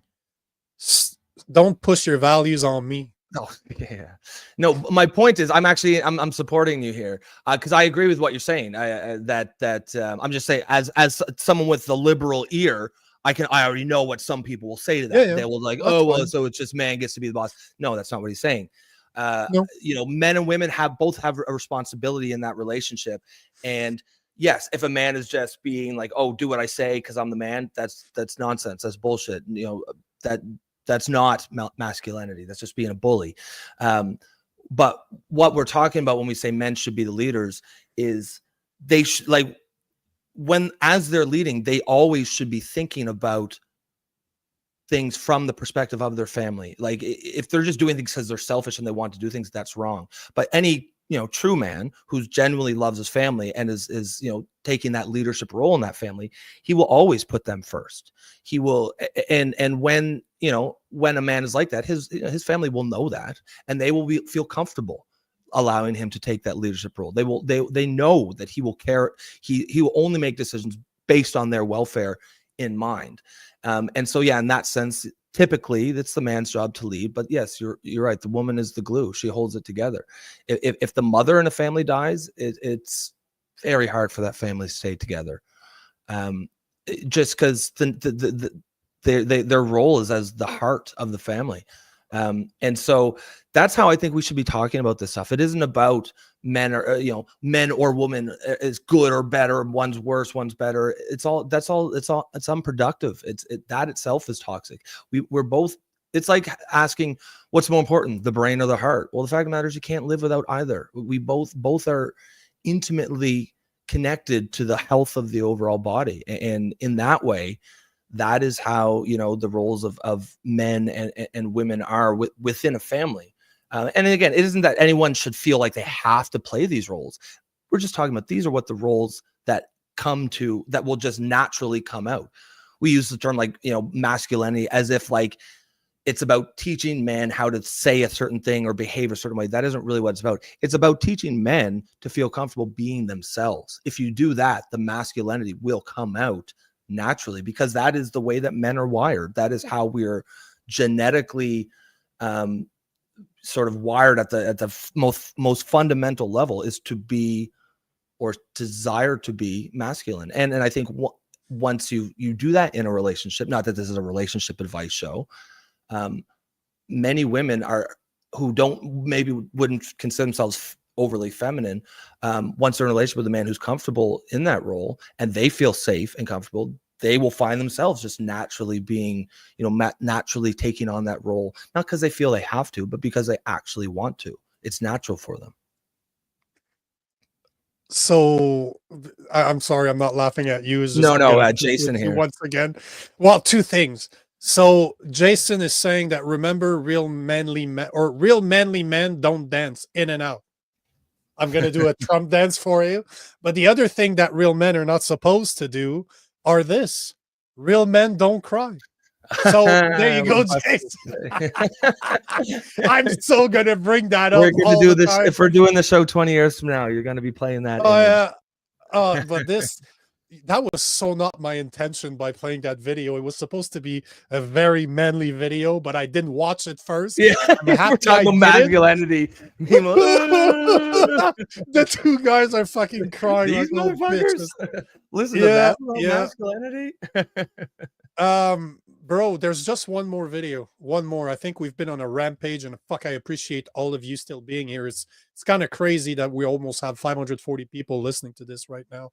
And most of you have been around for a while now. So thank you for what you guys are doing. There's just one more video.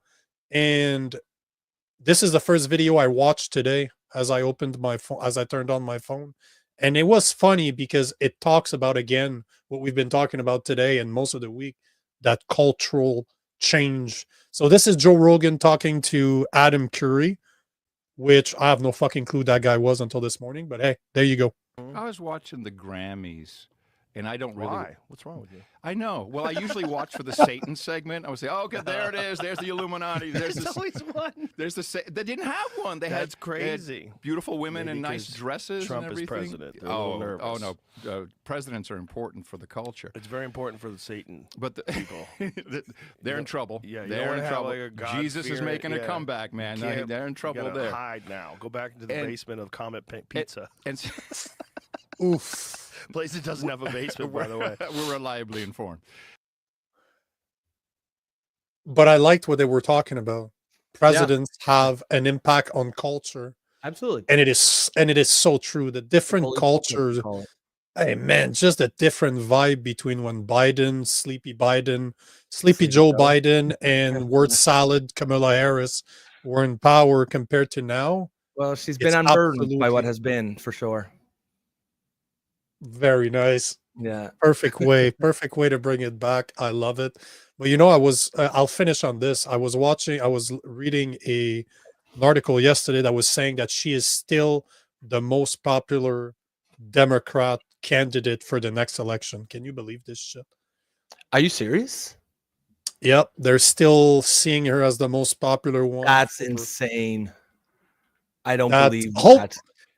hopefully it will become Featherman. I wanted to talk to him. I wanted to talk about Ooh. him today. You know what? Screw this. Do we take another 5-10 minutes? Yeah. Because as much as I'm gonna bring up some good right stuff, I need to bring up some good left stuff. And I thought that I'm starting to like, man, as much as you hate to say, or it bothers you to say that you're starting to like Trump on a lot of the things that he says, I'm starting to like Featherman on a lot of the things that he says, and it bothers me. I don't know why, but it bothers me to say it. So here weird. we are. It's an uncomfortable feeling. No, it's okay, because at the end of the day, everybody can have good points. Everybody can be full of shit on different days, right? Yeah. But basically, what he said yesterday, Democratic Senator John Featherman, there isn't a constitutional crisis. So it goes back to what you were saying earlier. Keep your fucking powder dry, Democrats, because you're going to need that powder at one point, and you start crying in it every day, it ain't going to be dry. Nobody's going to be listening anymore.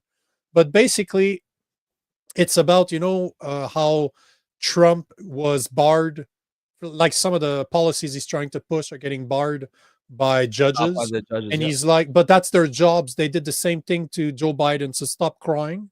But he's basically saying that there isn't a constitutional crisis and all of these things. It's just a lot of noise. That's why I'm only gonna swing on the strikes. Nice. And mic drop, pow. If I'm gonna have to get a mic to just so I can drop it on instance like this. Yeah. But this is perfect. Like, I'll repeat that for you again. There isn't a constitutional crisis, and all of these things, it's just a lot of noise. That's why I'm only gonna swing on the strikes. That is exactly what you've been saying. Yeah. And it fucking bothers me to admit it, but motherfucker's right. He's 100% right. We got to start bugging him. Come on the show. Oh, this is a matter of time, man. It's just a matter of time. He would be perfect. And you know what? This is, hold on. Is that about him? Oh, see, man, I like him even more. He's saying right here, because Featherman voted against RFK's nomination. But you know what he said about it? Afterwards, after voting no to him, I'm still wishing him the best. I'm effectively rooting for him and all of the nominees because they're working for America. That's what you got to see from the left. Like that should be common. Hey, Mom. No, it's my girlfriend, actually. She's like, you're still on? Yeah, you're still on the show? She's like, oh, we're breaking up because I saw you cry like a little bitch. Not only that, but you started the show by saying briefly. That's what you should tell her. So, of course, we went 2.5 hours. Yeah. But see, I'm starting to like him more and more. And especially that, just to say that there's no crisis is one thing. But to actually say that I'm still going to wish him the best and all the nominees because they're working for America. And that comes from a guy that voted against them. This is exactly what the left needs. They need a guy like Featherman. I'm rapidly, I wouldn't say rapidly getting there. I am already there. As far as I'm concerned, as of right now, he should be there. I'm sure it'll change if someone else comes out. But if I had to pick today, I'm saying Fetterman 2028. Do you have a chub right now? Because it sounds no, that hasn't worked for years. It's too much crying. It's all the crying because you won't stop. I'm in a masculinity crisis. Yeah. It's all that sperm that's coming out of your eyeballs. It's all your testosterone's leaking through. Yeah, it's leaving. So, high test tears. Is there something? I think we can call it a day. I think. Yeah, I think that's it. I We literally covered everything I wanted to cover, man. Literally So everyone. Hey, send me a picture. we just need to go 2.5 send me that hours. picture of me crying. I'm gonna. I sent it to you on Oh, did you? WhatsApp. Okay. What I keep on showing is the picture I shared with you. Just rolling so that people don't see it, but it's what I sent you when you were crying earlier. I took a screenshot. I'm like, you're such a little bitch. But yeah, man. Yeah. I don't know if there's something you want to tell the people before I wrap it up. No. Thanks a lot for listening, guys. As always, we love the engagement from Stacy and Jason, of course. He's our spirit animal. You know, we couldn't thank you guys enough for taking time out of your day just to be here with us and hanging out with us. Hopefully you guys all have a great weekend. We'll see you on Monday. And remember, Tuesday, we are tuning in here live because we have a very special guest, Maxime Bernier, who will be here. And he's, you know, he's a leader of the People's Party of Canada. People's Party of Alliance? Canada. Yep. Okay. People's Party. Yep. But you know, he's a major politician up here. I don't know if for American friends, he's probably, I guess couldn't say he's like Trump because Trump's president, but he's got that outsider status. So he'll be interesting to see what he has to say about a lot of issues. And if you're on the left, I mean, don't worry, it's not going to be a softball issue or conversation. We're going to both me and Nico are going to ask him, you know, serious questions, and we're going to hold his feet to the fire on them. Yeah, and that's a good point because I met Maxime Bernier in 2018, I think 2017, and I've always been a fan, but I'll be the first one to rip into him if he says something wrong. Like that, the fact that I like somebody doesn't mean that I'm going to be nice to you. Well, I feel like you're probably more likely to rip into him than I am, just because I'm polite. And you're just just a savage. But that's how it should be. That's what's missing today, and that's the role I've been taking, and I appreciate. You know, if you want to describe me in one sentence, I am the asshole that you need in your life. Now that's fucking funny. Beautiful timing on that one too. Yeah. Hold on. I wanted to show something before we finished. Shit. Where was that? Hold on. I think I have it right here. Hold on. That's just for you. Who is that? There you go. Like, suck a dick, bitch. On that note, guys, if you like this show, if you like this podcast, make sure to follow us at the Political Orphans on X, on YouTube. Make sure to follow Rob at Rob_the_builder, and make sure to follow me on whatever social media platform that you're on at Real Nico Lagan. We're gonna wish you a good weekend, and we will see you on Monday. On Monday. Peace out. Bye.